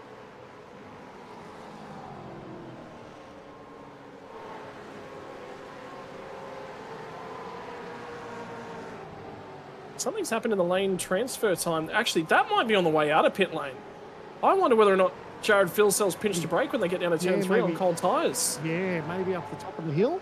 Because Jared did come out of the lane. So he came out in front of him, and James Scott's managed to get the position. So we imagine that he might have had a bit of a moment. So let's go to the OG Gear replay. And this is Jared Filsell. James Scott behind him. Has he gone in a little bit too deep on cold tyres? Pinched to left front, and he's shot straight on. So that's gifted shot. Look at the margin that he's been able to make and obviously get the position. So Jared did the right thing. He jumped on the brake, locked that left front. The best thing you do is get off it so you try not to hurt that tyre. But unfortunately, he's had to give up the position. Jordan Ross goes through and sets a new fastest lap of the race because he's got a light car at this point in time. Robbie Gibbs in and out of the lane. Finally served his pit stop. And feeds back into the pack. Zach Rattray White up the inside, so he's on the warmer tyres. He'll get the job done there on Gibbs. But that mistake from Filsell is... He doesn't make those kinds of mistakes. That's a big one from him to see him make that sort of mistake. So cold tyres has affected Jared Filsell here tonight. There's one driver left to make a pit stop. She's leading the race at this point in time. Emily Jones. The first of the winning in. She only had to take one race throughout the qualifying series to qualify her way in for 2025's Pro Invitational Series. She's also going to book a lap lead as well. That worked out great for Emily, obviously getting that win and in, because she had commitments where she had to, she dives into pit lane now, but for round number 2, she was probably going to miss round 2 because she had to be in Sydney. So that win and you're in for the qualifying series really worked in her favour. It's good to see Emily in the field. So she's now dialed off. She's into pit lane, and now we look up front.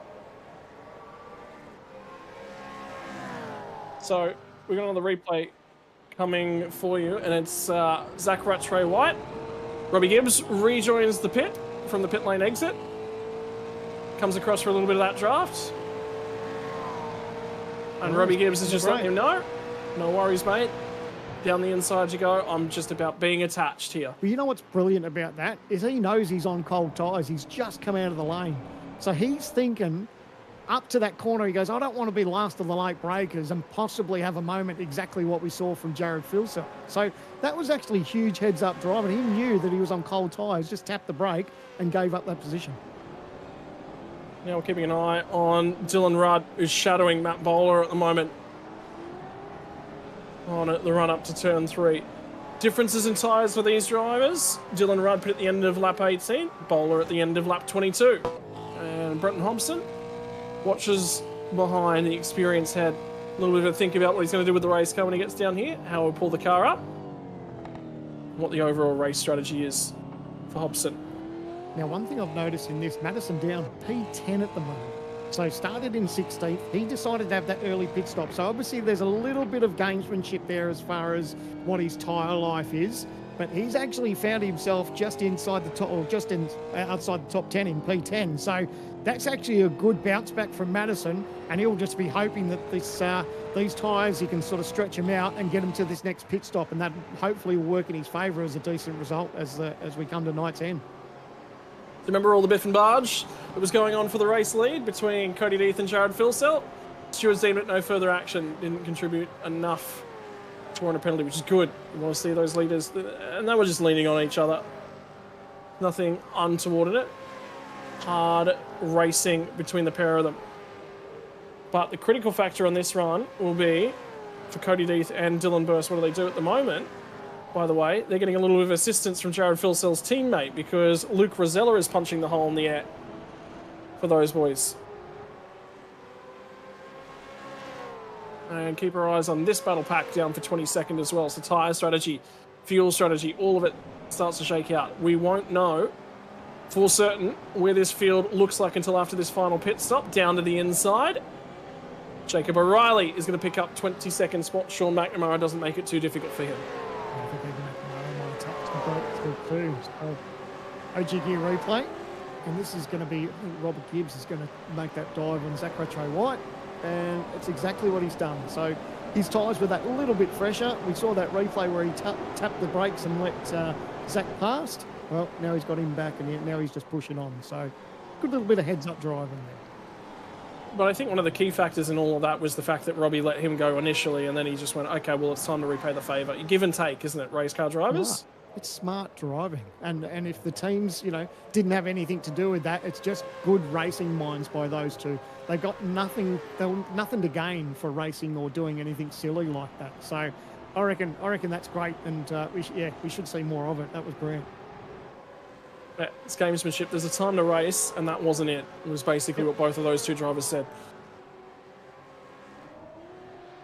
So it's called Big Picture Racing. Gilliam's making some gains at the moment. Remember, started out at 8th spot for him. He's trying to chase down that battle pack with Zach Rattray White's at the tail end of. We'll see if he'll be able to make gains or not. Here's the next group. Andrew Gilliam, Madison Down, Josh Anderson, Dylan O'Shea. Went long on that first run, so O'Shea should have a fair bit of pace at the moment. He actually took 0.6 of a second out of Andrew Gilliam on the most recent lap, so you'll probably see him start to close on the next few cars ahead of him.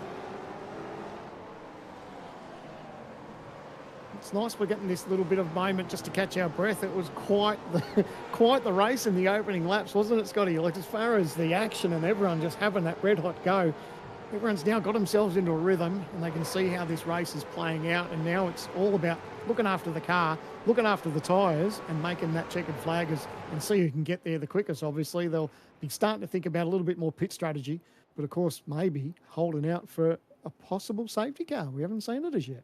There's going to be somebody who will goal hang as well for that. For sure. Look at Tyres cool off under a safety car. Chill back out. Lachlan Capel's going to pick himself up a 10-second penalty for the contact with Jack Witter. So that was, remember that contact we saw on the run into turn 4. That graph I was touching on, that Madison down pit on lap 13. So obviously his tyres aren't going to be feeling the absolute greatest. But at the end of the day, he's rolled the dice, got a little bit of strategy on his side, and he's holding strong for the moment. But how's this battle up front? James Scott, Jared Filsell. We saw that Jared Filsell just had that moment, locked up that left front, and gifted the lead to James Scott. But maybe Jared's not too worried. He's probably quite content to sit there for a little bit and maybe save that little bit of fuel that we were talking about earlier. I'm curious who's going to pull the dice out of these front two. Because, again, they've raced along each other. These guys, out of anyone in the field, have raced alongside of each other for such a long period of time. They will know exactly what the other one is thinking, exactly how they're thinking about their race, and where they're trying to set it up.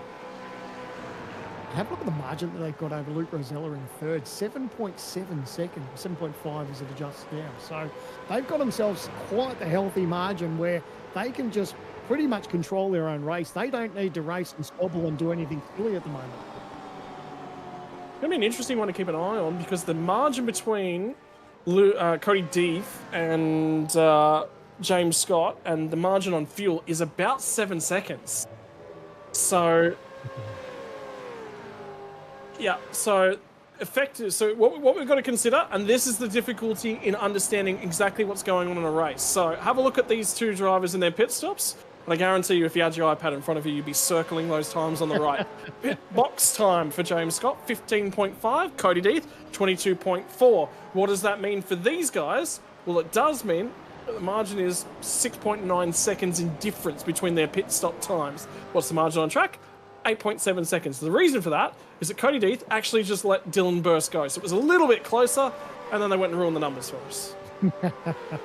But that's exactly right. And that's what these teams and drivers all think about, whether they capitalise on having that shorter pit stop or whatever the case may be, whether they go longer. That's what we talk about when we say the teams will be crunching the numbers, just to see what sort of gains or advantages or disadvantages that it can have throughout this race. So yeah, it's going to get very, very interesting after these second round of stops, no doubt about that. Also important to note is that Wayne Burke did get back out on the racetrack. So as damaged as that car was, he is still circulating out there at the moment. He has continued on, so he's looking to bank points. So out of 45 cars, 45 are still circulating. And that's a credit to him. Obviously, it's early in the season. It's round number 2, so... yes, his night's gone pear-shaped, but what's important is he needs to finish. It's crucial for his points championship that he needs to grab as many points as he can and just make the most of a bad situation. So good to see that he just hasn't thrown in the towel and that he's pushed on for points.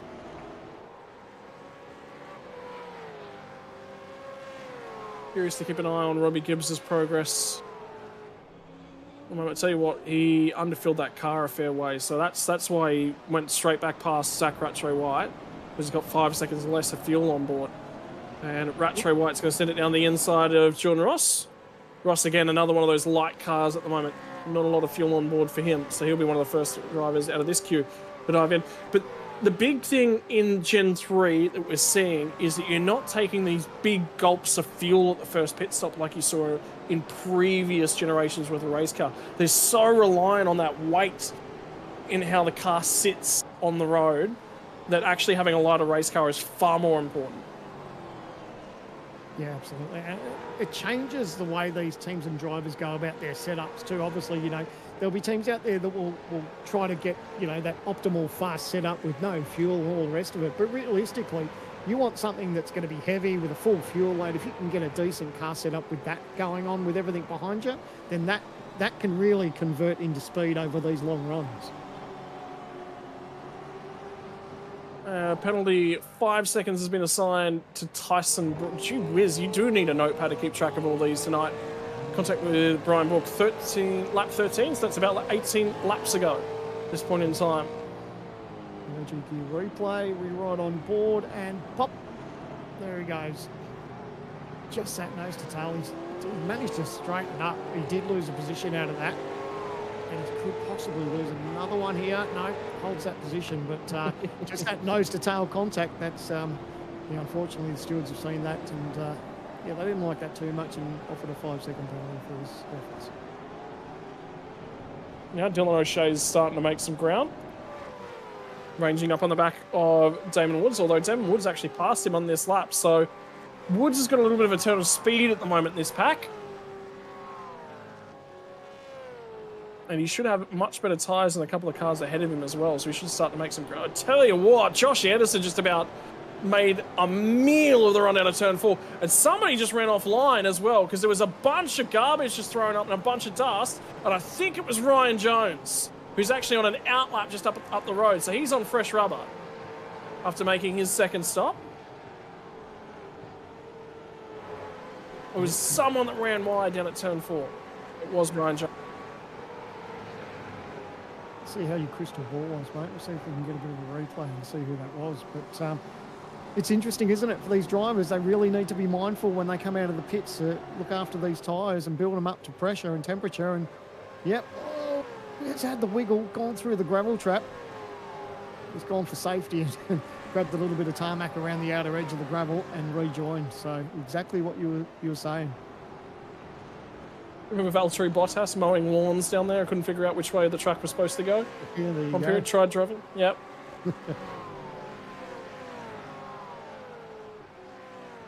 And another update for the 18 machine of Lachlan Capel. Drive-through penalty for contact with car number 53 all the way back on lap 2. So there was something further that was brought to race control's attention later on about everything that happened on lap 2. Because they were working through some other stuff and then went back to lap 2. And he'd already got himself a 10-second earlier as well with Jack Lewis. So, yeah, geez. I think everyone in race control and all the stewards, they've been looking for a bit of a pay rise after tonight, I reckon. They are being worked. I think just the record keeper over there has got a job on his hands tonight. Absolutely. So we're now beyond the halfway mark. And we're looking about 228 k's for race distance. So beyond that, ranging up on 100 k's to go for the drivers here tonight. In fact, we'd already be underneath the 100 k's to go because we are indeed under 25 laps to go. It's about 23, 24 laps to the 100k. On the run to home, who's saving fuel? Jordan Ross is going to be the first of the lead group to dive into pit lane. Luke Rosella is probably not going to be too far behind him because he also had a short stop. It's a brilliant graph. That really gives you that true indication of who's rolled the dice, pitted early, and what sort of gains and advantages they've had. So, we touched on, Madison down on lap 13, Andrew Gilliam on lap 16. So, and then you can see everyone else is sort of there. Something just happened to Rosella. Something just happened to Rosella as he went down towards turn 3. He's in the grass at the moment. He's off track. Something's going on. He's got damage. He's got damage. I don't know if this car will limp back or we're going to see. No, he's out of fuel. Car. He's out of fuel. Fuel. That's what this is. Yeah, the car's shut off. Oh, this is going to be a safety car. It will be a safety car. Yep. You listen on board, and that thing is dead. I thought he might have had contact with the wall, but he's obviously just got right out of the way. Now, these teams will be just waiting to hear that safety car. Do these drive-offs dial off? Yep. The leaders have punched it. They've gone straight into pit lane now because they don't want to get caught if there's a safety car called. So good heads-up driving by these two. Straight into the lane for Phil and Scott. Yeah, and Luke Rosella, do you remember where Charles Leclerc passed his Ferrari a couple of years ago down the back straight at the end of turn 4? Where he's having a lot of issues because Formula 1 cars don't have a handbrake? About the same spot for the driver of the 55. That's it. That's turn 4 up in the top left-hand corner. So he might actually be okay. Safety car at all. He's out of the way. Oh, so our leaders have dived into the lane thinking they might get a safety car, but he is definitely out of harm's way. Well, two leaders dived in. Dylan Burst and Cody Deeth. And I think he was just clear to toes. So there will be no safety car. No. And this is indeed the run down the hill. brilliant heads-up drive, and he did his absolute best just to get out of the way. And you can see he just parks it straight out of harm's way. So there's no need for the race officials to call a safety car. So great heads-up driving. Didn't help his teammate, though. Jared Filsell dived in the pit lane. Well, now we're into the meat and potatoes of it because the strategy's starting to play its way out. Dylan Burst and Cody Deeth have both gone long on the strategy here. So is Gibbs. So is Zach Rattray White. What do the rest of them do? Have a look at the chunk of cars that come to pit lane, though, with that call. Yeah, look, at the end of the day, everyone's still going to be able to make it home from here, but obviously people wanted to roll the dice a little bit and go probably just that little bit further, as we can see. Now, more cars heading into the lane, so Dylan Burst, he's decided, along with his teammate, Cody Deeth, they're all just coming straight in now, so interesting how it all plays out. Everyone praying for possibly a safety car, but it hasn't been the case. But don't rule it out. 17 laps to go still. Yep, and anything can and will still happen. Who's going to continue on? Gibbs is in. Rattray White's in. Josh Anderson's the first of the drivers who have continued on. Dylan O'Shea has also continued on. Madison down in the lane. So they're all starting to come. Where is our race lead? Who will be our race leader will be the big key. And it is going to be James Scott. No, sorry. Yeah, it is James Scott. It's James Scott by a fair way at the moment. It's close on exit. This is going to be real tight on this pit lane exit because here comes Dylan Burst. He's going to feed back into effective P2. Filsell's going to have a crack at him. Cody Deeth right there and in the mix as well. Cold tyres. He's got to be careful. He's just come out of the lane. He's going to be on cold tyres. Jared's on warm ones. He pulls it up nicely, still up the inside there. Jared Filsell, good space, and they're racing hard. Jared Filsell might get done by 2 spots here. And it was last time out at Sebring where Jared Filsell looked at his rearview mirror and the squabbling kicked off. This time it's James Scott. Burst is not going to give an inch. D starts to range up on the pair of them as well. And where it was Lobs 1 and 2 last season, there's a little bit of hip and shoulder. And Dylan Burst gets him. Now it's up to Cody Deeth. Can Cody Deeth have a set? He's trying to line him up. Down into turn 6. Can't quite get there. Awesome heads-up driving by Deeth. He was going to go for the inside. Jared was all over that, though. He covered to block him, and they got away with it. But now look at this. They're starting to fall back a little bit. And look at that little bit of margin now that James Scott's got all over him. Yeah, Filsell's now looking to start to cover. Picked up a little bit of dirt and grass. He was also sliding the rear tyres, so his rear's going to fall off just a fraction. This was the run through turn 6. Gets to the power, and then just lights up the rear tyres. They're brand new tyres too. He wants to look after him. Still 16 laps to go. You don't want to heat him up too much. But man, oh man, he finds himself in a little bit of an eclipse sandwich here. He's got to be careful because up front, James Scott is just starting to open up that little bit of margin. And Scott has a lead at the moment of right about 1.2 seconds over these guys. Effective race lead because the strategy's still going to play its way out. Oh, Filsell under attack. Dylan Burst, sorry, Cody Deeth is going to squeeze him all the way to the edge of the runoff area. Now he's going to go side by side and have a look at the legs on this thing. Because Deeth is having a go. Now they're going to bang panels once again. They are leaning on each other. The run down to turn 4. Oh, touch in the braking zone. Deeth's in trouble. Does manage to pull the car up. Parks it on the apex. Gets the job done. That's for third. Effective third position. And Filsell had it all his own way in race 1. Nuh-uh. The field fires back in race 2. Have a look at this replay, the OG Gear replay. Look at Cody Deeth. Just fires right up the inside there. No, there was just a tiniest little bit of touch, but nothing. That's play on. And then these guys start side drafting. A little bit of door handle to door handle. Bumper to bumper. They're having a crack here. And you can see they just lock horns a little bit here. A little bit of a wiggle where the wheels touch, but they push on. That was really good hard driving there. And Cody was up to holding the line and just didn't leave the door open for Filsell. I just thought he was going to go in the fence. By the way, Dylan Burse has had a supreme lap whilst those two fought. The margin is under a second again. So there is every opportunity that they're able to claw their way back up to James Scott. Is Scott saving a little bit of tire? Is he trying to look after the rears? Is he trying to give himself something should there be a safety car to play out? There is one driver left to make their final pit stop. Josh Anderson's the last surviving remnant of drivers to make their final stop. Have a look at the way that the field's played itself out. This is going to be a blockbuster. The Red Bull Ring, she just delivers this place. Yeah, it's been like that from practice to qualifying and now to racing. And it's still happening here, Maloney. He's going to get up the inside. Oh, my goodness, they're going to go 3 wide. No way. They managed to get away with it. That was heart and mouth stuff. Is this? I don't think Tyson Broad's actually made his final stop. So he's actually out of sequence in this as the Orbit drop bear car.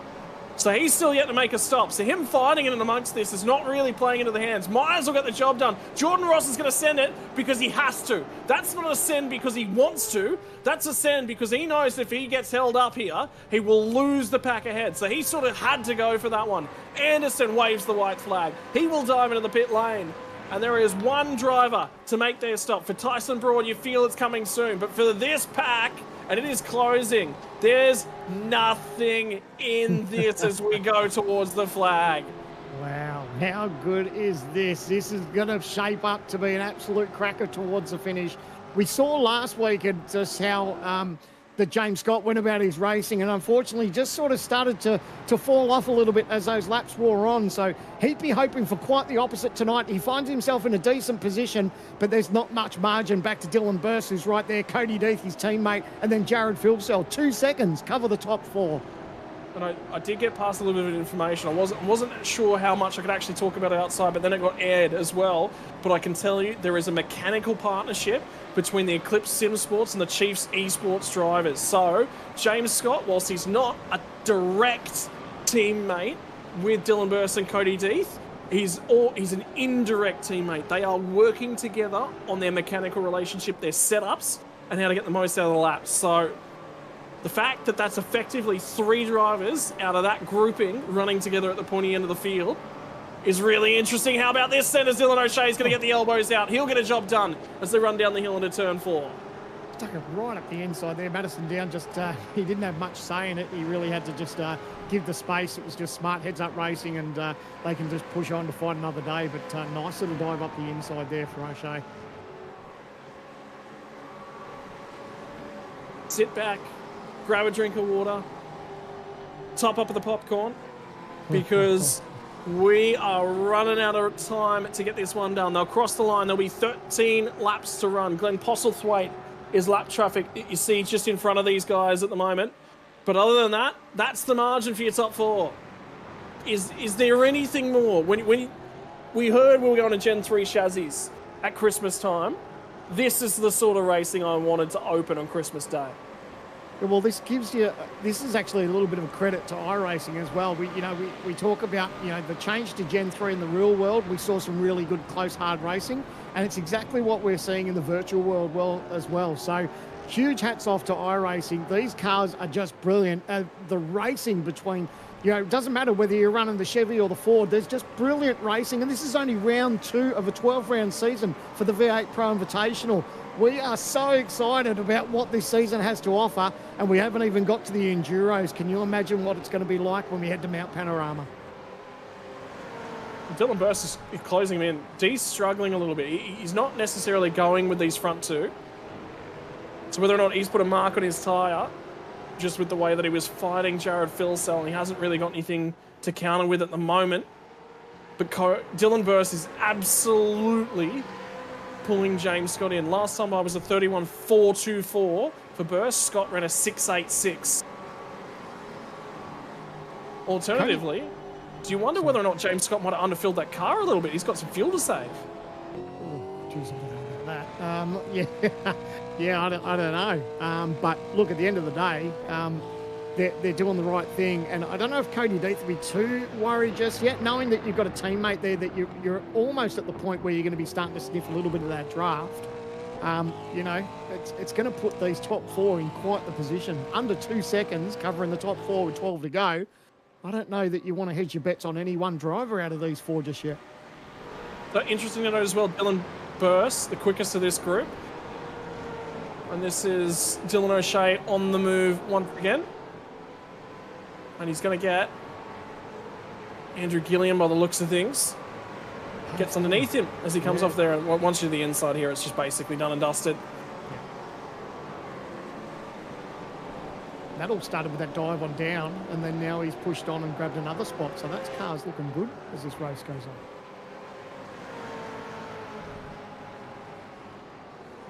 Just looking at Josh Anderson, remember, he was the last of those drivers to pit. He has got really, really fresh tyres on that car. He took 0.7 of a second out of the race lead, 0.6 out of the next 2 cars on the road ahead of him. Damon Woods has got his way back up to P6 at the moment after all of those issues. But they're going to have to try and defend from Anderson in the dying laps. And Griffin Gardner from the rear of the field finds his way to 22nd. Given that he wasn't in the race server until after qualifying, that's not too bad. And you're just going back on that conversation you were having about Josh Anderson. This is coming off a 4th place finish that he had in the opening round at Sebring too. So for him to start off 2025, what is he? So P4 for round 1 and currently P8 for round 2. I think he'd be pretty happy with his start to the season so far, and it's still not over yet. Yep. He'll get the opportunity. Brandon to keep having a crack, and again Dylan Burse just closes up just a little bit, but he wasn't able to make any sort of inroads on that lap. I can tell you Anderson is on the send on Robbie Gibbs at the moment at turn 3, so Ando picks off another one. That's it. It's already late. By the time we join the action over there, Josh Anderson's gone up to 7th. Beautiful. And, it's not too far. He'll start to push on now and get another spot here. So, this is good pace from Anderson and using that fresh tyre. Oh, he's locked it up. Is he? No, he made it. Sorry. Give Ando myself a bit of a scare. We check out the OG Gear replay. And this is going to be maybe a move up the inside of the 31, and that's exactly what's happening. Straight up under brakes. Job done. But you should feel like Superman when you got those fresh tyres on, don't you? Yep. I'm just thinking and watching. Dylan O'Shea is going to be another one of those drivers who'll be closing in. Robbie Gibbs will be doing all he can just to stick with that group, just take the draft and do what he can with it. Burse is closer again. Much closer again. Well, he's in a great spot. All he needs to do is just pressure James Scott. He's still got plenty of time up his sleeve. We've still got, what have we crossed the line now? 11 laps to go. There's still plenty of time. All he needs to do is put that pressure on James Scott and possibly make him put the pressure on himself and make a mistake and then gets gifted a position. So for the moment, it's not pressure for Dylan Burse. He can just take his time. But what you want to do is just put the most amount of pressure he can all over to the back bumper of James Scott. Yeah, sit there. And the other thing to consider is, when do you go for this? And the biggest thing they needed to do was open a little bit of a defensive margin, the cars up behind. Well, that started to open up. Cody Deeth is now out of the draft. There's a car wide at turn 1. That might be Robbie Gibbs. No, it's Ethan Greengold. He's had a moment there at turn 1. Way off the racing line. We'll have to see. We'll go to an OG replay and just see what happened. But Jacob O'Reilly in the Vermilion. Oh, has he gone in break? Oh, he's tackled the back of him. Geez, they've managed to both get away with it, but man, that was a decent old hit. Ooh, that's braking marker. And once you lock those brakes, there's not much you can really do. Yeah. It's getting racy now. Oh, no! Oh, contact hard one. That's Hayden Veld. Nosed it into the barrier. He's still got the engine running on that thing. We're going to check out an OG Gear replay. How did all this unfold? So these guys just battling it out. Oh, he's got alongside. Oh, it hasn't quite cleared. Oh, there's been nose-to-tail contact. Still going on with it. Oh, man, it's got messy down that straightaway. And hard contact into the barrier.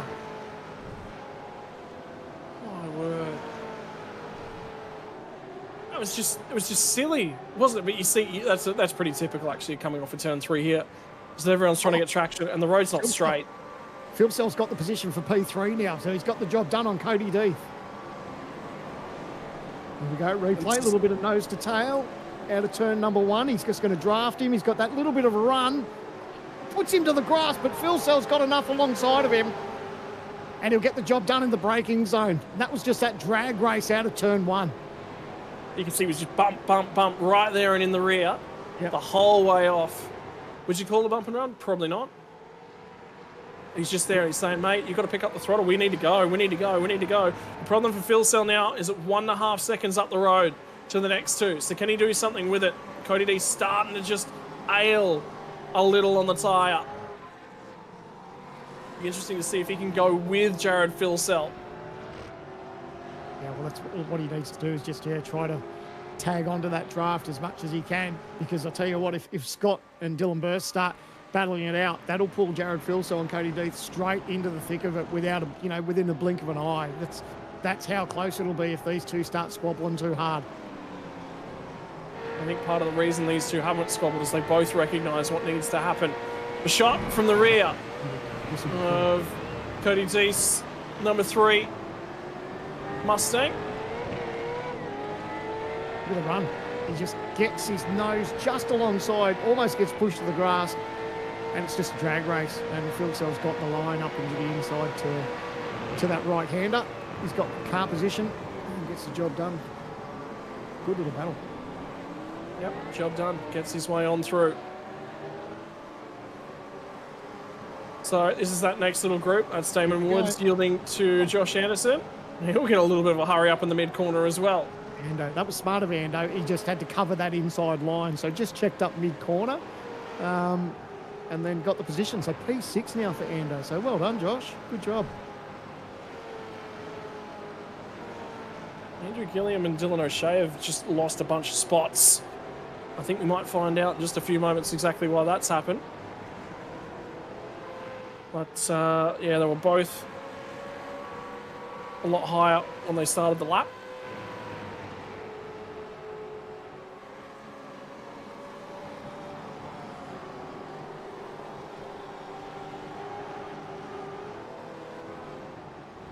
So this is O'Shea at the head of this little pack, and Gilliam's going to get to the inside.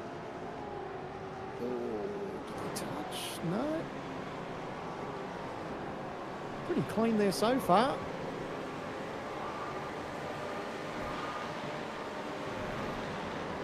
That can't be it, because those next 2 cars are actually on the road behind them in that shot, are actually now in front of them on the road. Yeah. Something else might have happened as well, but that's what we were saying, isn't it? That the fact that it doesn't take much for these guys, regardless of where they are in the field. If they start squabbling, it's so easy just to give up a couple of positions. But you're right; those TTR cars are in front of them now for the moment. So I'm just going to push on with this replay just to see if we can see what happened. Also, live action happening in the bottom right-hand corner for our race leader. Pretty clean here. You can just see Gilliam just bounced over that curb, so he's got no drive as they come off of turn 1. O'Shea with the fresher rubber. Wants to get on with it. A little bit spicy here, maybe. Oh, a little bit of nose to tail. Oh, no, that was the move up the inside. That was good. Towards the different shoulder as well, yep. Yep. Oh, more argy-bargy. We've seen a lot of that down that part of the racetrack tonight, haven't we? There we go. That's what happened to the pair of them. Oh. Yeah, we knew it got ugly. We knew it got ugly, but boy, oh boy, they gave up a couple of spots. It'll be Jake Maloney that got into them. That kicked all of that off. So now we sort of watch for, is Philcell able to make a little bit of ground? And I can tell you, last time by 31.875, he was the fastest of the lead group was Jared Philcell. That's a better angle. And that will be Maloney. Gets into the two of them. Yeah. Bit of a chain reaction there, unfortunately. But they battle up front. James Scott, Dylan Burst. That margin still, like you said, 1.5 back to Jared Philcell. 2-horse race for the moment. unless they start squabbling, and you imagine that's going to happen pretty soon. Obviously, Dylan Burst's car looks really good at the moment, as James Scott got enough to hold him off for 6 more laps. Burst has just started to close once more. Started to come up and breathe on James Scott yet again. And what I like seeing is the fact that these superstars of our game have made mistakes. Think about Jared Filsell tonight. If he hadn't have made that mistake on cold tyres at first lap of stint 2, he'd be clear. He'd be gone. Wouldn't even be a part of this. Now he's back here. I remember James Scott, how many times did he serve a slowdown penalty last time from Sebring? Yep. They are not easy to drive. Debut with Scott for this team too, with Chiefs joining the series. And it's a great little battle that these guys have got, the Chiefs versus Eclipse Sim Sports. These guys are really having a red hot go. There's not much in it. And Jared will just be praying that these guys start battling hard, because that'll pull him straight into the fold. Made up a little bit more time, but he's really nickel and diming them at the moment. He's not making major inroads. He's taking little bits. But the big key is if Filsell can find, he needs about another 1/10 of a second. All of a sudden he'll pick up that draft. He'll be right there. Well, he'll be there as soon as Burst, if Burst dives up the inside and him and Scott go side by side, that's when Filsell's right there. Do you reckon Burst is going to have that go? Absolutely. You don't want to finish second, do you? You think it's too early? He's not going to do it yet. He's not going to do it with 5 to go. 2 or 3 to go, maybe.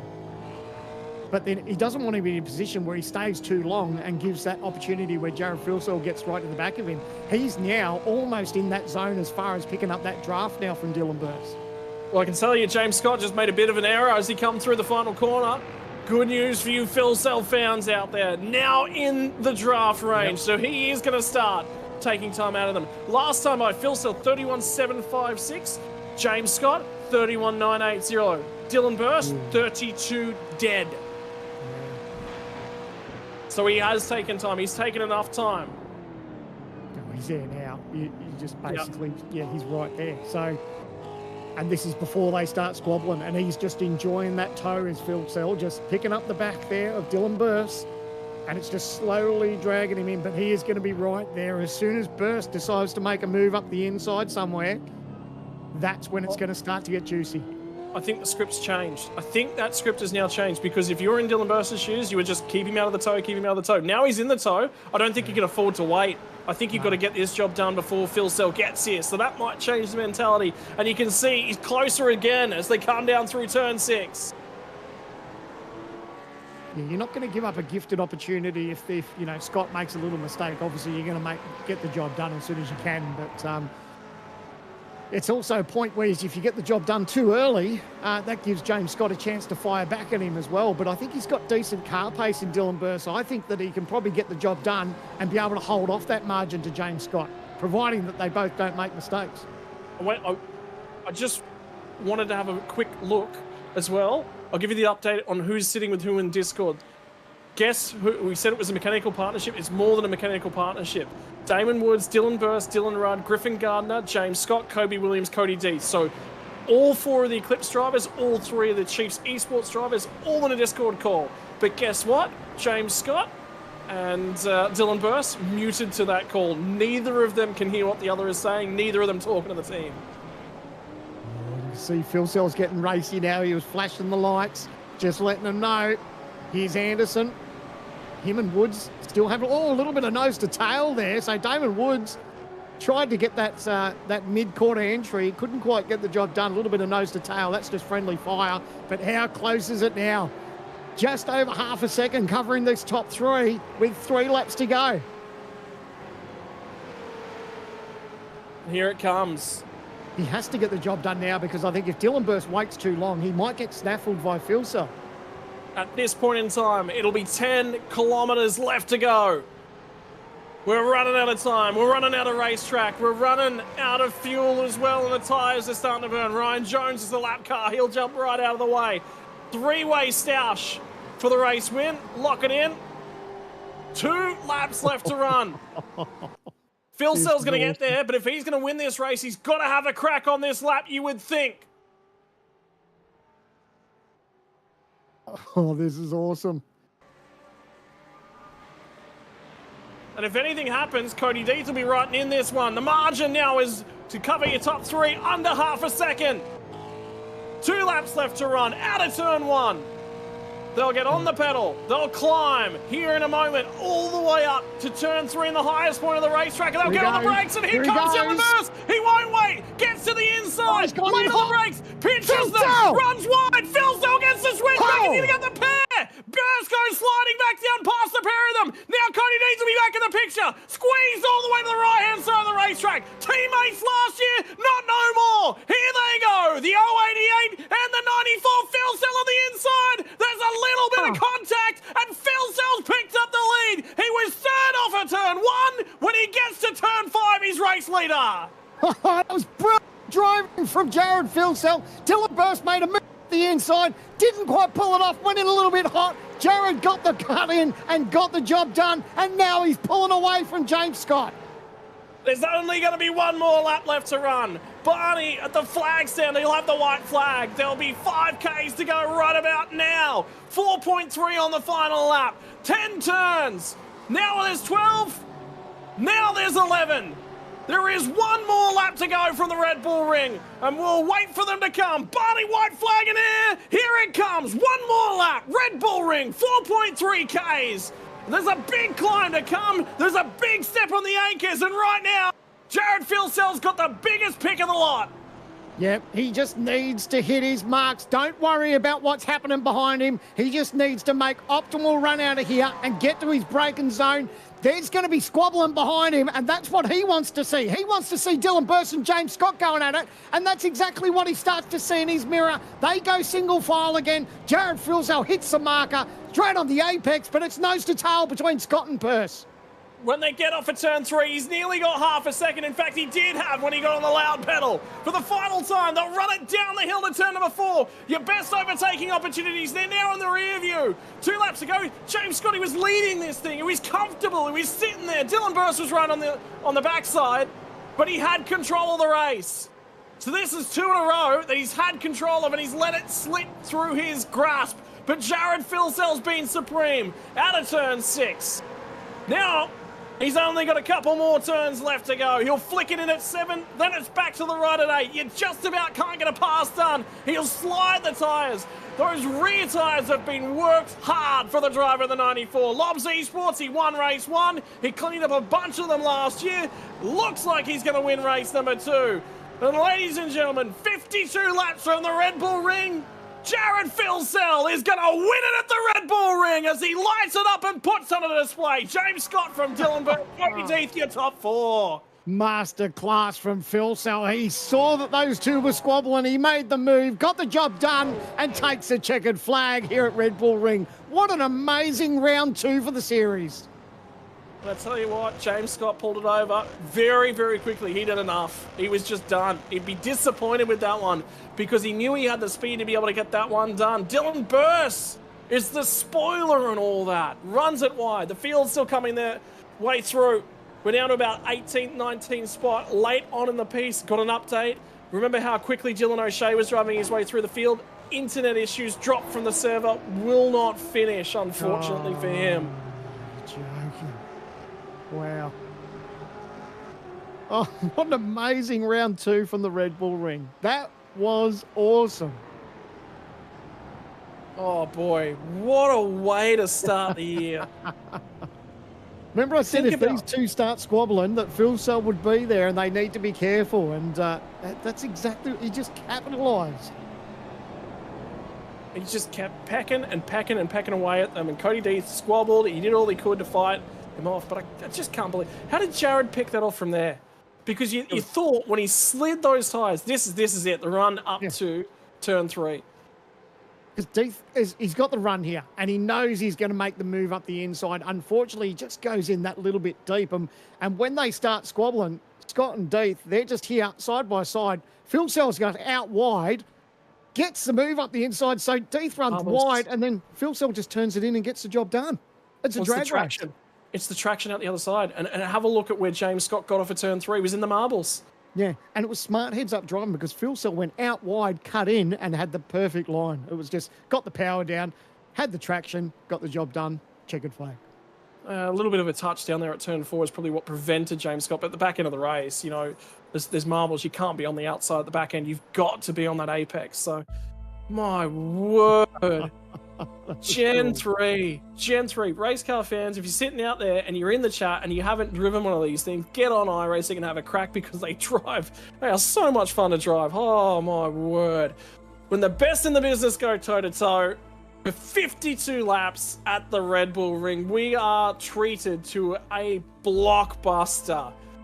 The hills came alive with the sound of awesome racing all night long. Jared Filsell gets it done for the Lobs Esports crew over the Chiefs Esports Club. Dylan Burst home in 3rd, and the first podium for Eclipse Sim Sports. Cody Deeth also there. So top 4, 2 cars inside the top 4. They'll be happy with that one from a team's perspective. Zach Rattray White gets his first top 5. Finally manages to check that box after being bumped and worked all over at Sebring. You thought he nearly might have been on the podium back there. Has a great night at the office. Josh Anderson had pace late on in the race. Him and Damon Woods had a phenomenal battle by the look of that. Have a look at the margin between them. Less than 500ths of a second to cross the start-finish line to finish things off. Robbie Gibbs, another consistent result. And again, ERT said they weren't happy with the pace in the car tonight. He's currently the best ERT performing driver, which you haven't been able to say about him for a very, very long time. You'd be very happy with the way that thing's driving at the moment. Jake Maloney also inside the top 10, and Andrew Gilliam, last driver in the 10. Madison Down, well, when you didn't have a race car, didn't actually do too bad. Went for the undercut strategy, worked for him here tonight. Sometimes you've got to try something a little bit different. Brady Myers, Jordan Ross, great result for the Synergy Sim Racing driver. Dylan Rudd, defending champion, home in 14th. These cars just not gelling with Dylan Rudd. Matty Bowler, Brenton Hobson, Adam Briggs, Ethan Grieg-Galt. A lot of penalties to serve for the driver of the 7, unfortunately, tonight. Jacob O'Reilly also will have a penalty added to his post-race time for that contact with Grieg-Galt in the final run. Griffin Gardner, rear of the field to 20th. He will be the hard charger. There is no way anyone is beating him for the hard charger tonight. So congratulations to Griff. Outside of year 20, Emily Jones will be the first driver home in 21st. Sebastian Varndell, Sean McNamara, team boss for 9-5, home in 23rd. Ben Faulkner, Teo Serrano, Andre Youssef, Rick Kuznetsov. Remember, 2 15-second penalties for the driver of the Triple 8 sees him back in 27. 30 seconds. If he had finished 17 seconds off the lead, he would have been 14th. That's how far that's cost him tonight, unfortunately. That's a massive amount of margin. Dylan Pereira, Kurt Stenberg drove through the field from 35th to 29th. Ian Ford from is your final driver inside the 30. Tyson Broad, the first driver home outside of the 30. Brian Broad, Brady Baldwin, Bo Albert. Reasonable night at the office given he was on a borrowed sim rig. Chris Ireland, Lachlan Capel, penalties for him. He won't be happy with the way his night's gone. Damon Mulqueen, Kobe Williams rotated centre to the rear of the field. Hayden Veld does manage to finish the race, but not on the lead lap. And Ryan Jones, first car at 1 lap down. Glenn Postlethwaite and Wayne Burke also at 1 lap down. Dylan O'Shea with internet issues, 3 laps down. Jack Wittes and Luke Rosella, your 2 retirements on the night. Righto, that takes us through 45 drivers, 52 laps. And I felt like something just got dropped in the race to start us off. Jared Filsell gets it done at the tail end. Mate, that final run of the flag, this racing, this car, this chassis, and this series, mate, that looked like that was a ton of fun in that final stint. Elbows out and taking it to the Eclipse Sim Sports boys. They're new to the supercar, but they're not afraid to get those elbows out. Yeah, there was a bit of left hand down, right hand down going in a straight line, but that's cool. At least this car can handle a bit of biff, so no, it was cool. Just a lot of mistakes tonight from myself and the team. The drivers, not the spotters, will take blame. But yeah, fun race. Nevertheless, lucky for James there. I just went for the gap where the seas parted there, so yeah, that's part of racing, I guess. Hey, look, I mean, it's obviously going to come up at some point during the season, so let's get it out of the way early. I mean, obviously, things happened, the team split. Mutual between you guys, because you're still going at it out on the racetrack, obviously not working together anymore, but does that spice things up a little bit, bring a little bit of passion back for you because you're on different sides of that fence now? No, not really. No, we've always. But I've never had a bad. I've never even had a run-in with James. He's been the most respectful of the whole field, I reckon. He races hard. Sometimes puts himself in bad positions, but we all do. But no, I have nothing but respect for James and how he goes about it. Well, one of the things that we were talking about in the coverage here tonight is last season you two were been there picking each other's brains, sort of trying to guess each other. Was there a little bit of that? Did you miss sort of racing alongside of him, you know, within the same team garage? Not really, because I don't have to worry about him. Yeah, I could just focus on my own thing and my own race. But nah, yeah, we know each other really well. Obviously, he uses a bit more fuel than I do, so there's always going to be that little game that we play, and he's trying to drop off the box and come out behind me so he can save fuel and make up that deficit that he gives up naturally. So yeah, it's all part of the game. Right, finally, the floor is all yours to give a thank you to everyone that makes it possible for you here tonight. Yeah, obviously Brody for jumping in and spotting tonight, as well as Richie jumping in for Andrew. Unfortunately, he had a tough race there, and then Thomas jumping in and helping Luke tonight as well. Unfortunately for those guys, they ran out of fuel. Yeah, I almost ran out of fuel too, so that was a little bit of a balls up there, unfortunately. But I'd like to thank the guys at Whitey Spies as well. I forgot to thank them last week. Sincere apologies to them. I'd like to thank them for coming on board the Lobs Mobile this year. So yeah, and thanks to you guys for the broadcast. I'm sure it'll look great when I go back and have a lookie. Yeah, you've got something certainly to go back and watch, that's for sure, mate. The biggest question I think we might have for you next time is how you rate Sandman's drawing skills. So you wait until you find out what he's got in store for you. Yep, I'll let you know next time you talk to me. Congratulations, Jared, on the race win here tonight, brother, and we'll see you again next time. Sandman, you've got the next step down here tonight, mate. James Scott, home in P2. Yeah, second place driver James Scott. An amazing battle all night. It came down to those dying couple of laps. Battling with the old phone, your old teammate and Jared Philsell. Tell us about your night, mate. Yeah, no, it was all right. A bit closer to front than last round, so that's always good. But yeah, just sucks. Yeah, we couldn't get the win, but no, can't complain too much about P2. The battle was epic all in those closing laps between you and Dylan. There was nothing in it. It looks like Dylan was just sort of taking his time to have a crack at you, and when he did, unfortunately, Jared was just so close that he was able to pounce on the both of you, and that's unfortunately where it went away for you. Yeah, it sucks, but yeah, as I said, yeah, P2 is not too bad. So it's still early in the season. And good to take away, mate, but a brand new team in Chiefs. You know, we spoke about you're up the front last round at Sebring. Unfortunately, the car went away, but the car looked good tonight. It hung in there and looked like it was, you know, you were definitely on the chance for a win tonight. Yeah, no, the car was definitely couldn't have gone much worse than Sebring. So yeah, no, it was definitely better tonight. Definitely went in a completely different direction. So yeah, no, it was all right. Still probably lacking a bit of speed, but yeah, probably more on the driver than the setup. Well, we look forward to the next round, mate. Watkins Glen, April 30. Your thoughts on that? Do you enjoy racing at the Glen? Nope, absolutely hate it. So yeah, we'll see. You know, we've gone okay then in the past, but yeah, can't stand that track. So yeah, no, we'll see what we can do. All right, well, before you let you go, mate, is there anyone that you'd like to thank? Yeah, obviously shout out to all the sponsors at the Chiefs with Aussie Broadband, Westfield, and Logitech G. And yeah, thanks to you guys for the broadcast, the series admin, and yeah, well done Jared for the win. Good race. Well done, James. We'll see you at the Glen, and fingers crossed we'll have a chat to you in Victory Lane. But until then, mate, all the best for your preparations for round 3. Thanks. Well, there you have it, Scotty. In second place, James Scott, and I believe you caught up with third place, Dylan Burst, and what a battle they had tonight. Dylan, mate, talk to us a little bit about the race. Obviously, different fuel strategy in that middle stint made it at least quite interesting, but you know, you boys are still adapting, still adjusting to the car.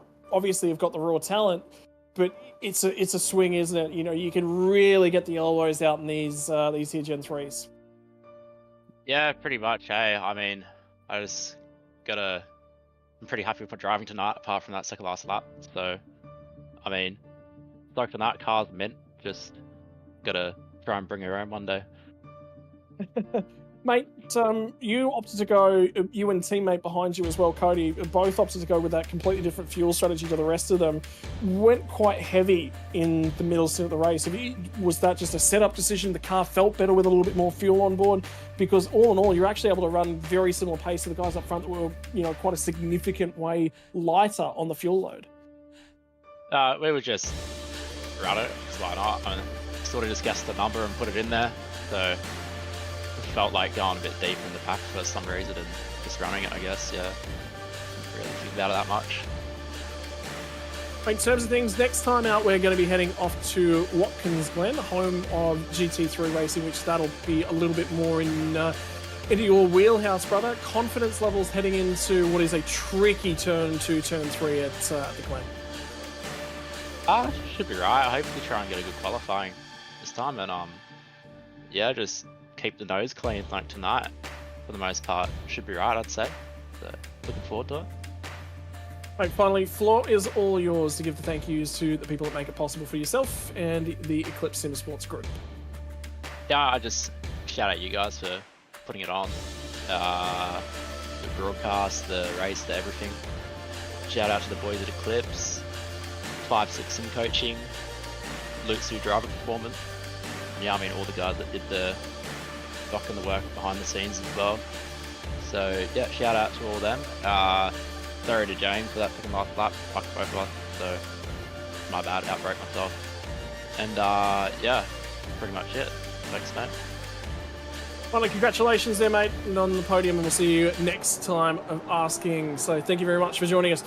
Righto, we're going to step straight into some post-race coverage. We've got a replay here from the final lap. So this is James Anderson and Damon Woods. We said there was nothing between these guys at the start. Yeah, just catching up with this replay now. So it's always a drag race, isn't it? Especially around here, your tyres and you're almost worn out yourself, but they're just not giving up. They know it's a run to the checkered flag. So it's going to be a dive here, and let's see if they get away with it. So under the corner here. Anderson holding on. Crossover, did he get on the throttle a little bit? Oh, nothing in it. Just a pure drag race to the finish line. How good. Oh, and manages to hold on.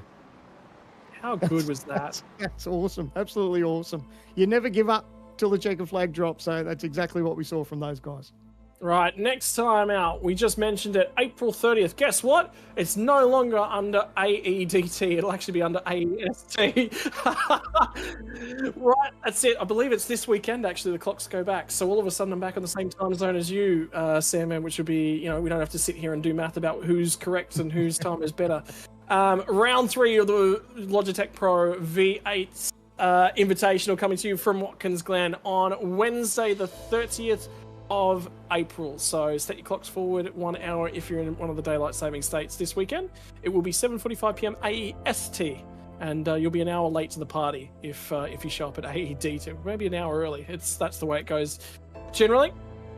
But yeah, look, I mean, that was phenomenal racing all night long. It just kicked off, and it just kept coming to us all night long, didn't it? The new, we said we were excited for this chassis, but it's really delivered, like more than we expected. It absolutely hasn't let us down. Gen 3 has brought the excitement to V8 racing that we all expected and hoped for. And, mate, the racing from just the opening 2 rounds at Sebring, now we've got the Red Bull Ring. I can't wait already to get to Watkins Glen. But Jared Filsell going back-to-back and did it in style too. It was great racing, good hard racing between 3 drivers and 3 teams. And tell you what, it's a good recipe for 2025, isn't it? I'm drooling. I can't wait for round number 3 at Watkins Glen. Yeah, I was thinking exactly the same thing. I want to say a big shout out to all the sponsors that make it possible for the Logitech Pro V8 Invitational as well. Part of our major sponsor, Logitech G, on behalf of the Playseat Pole Position, our Gamesman Grid Walk, and OG Gear that bring us all the coverage here tonight. It's been another broadcast here from the Logitech Pro Invitational. It's only going to be a couple of weeks before we set sail once more. We'll see you all then when we head to the Bull Ring race from Watkins Glen.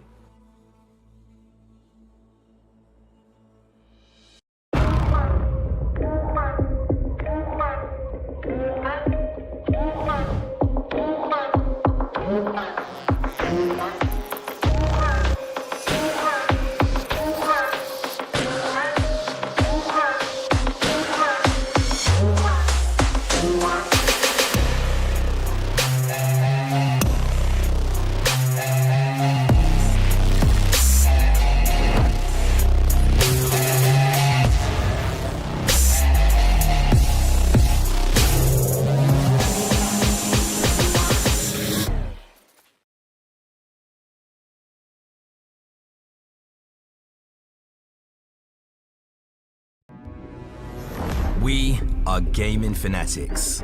Our goal has never been to just play games. We think it's much better to feel like you're actually in the game. This feeling is what drives us as we create world-class gaming chairs. Our one aim, give you a brand new gaming experience. Help you move in perfect sync with everything on screen. Make sure you're having a ton of fun. It took us decades to achieve this, and we're still not satisfied. Every day, we wake up to get better. We'll never stop designing the very best to help you be your best. When it's all said and done, our job's only done if you're in full flow and focused on your victory. May you win, and win big.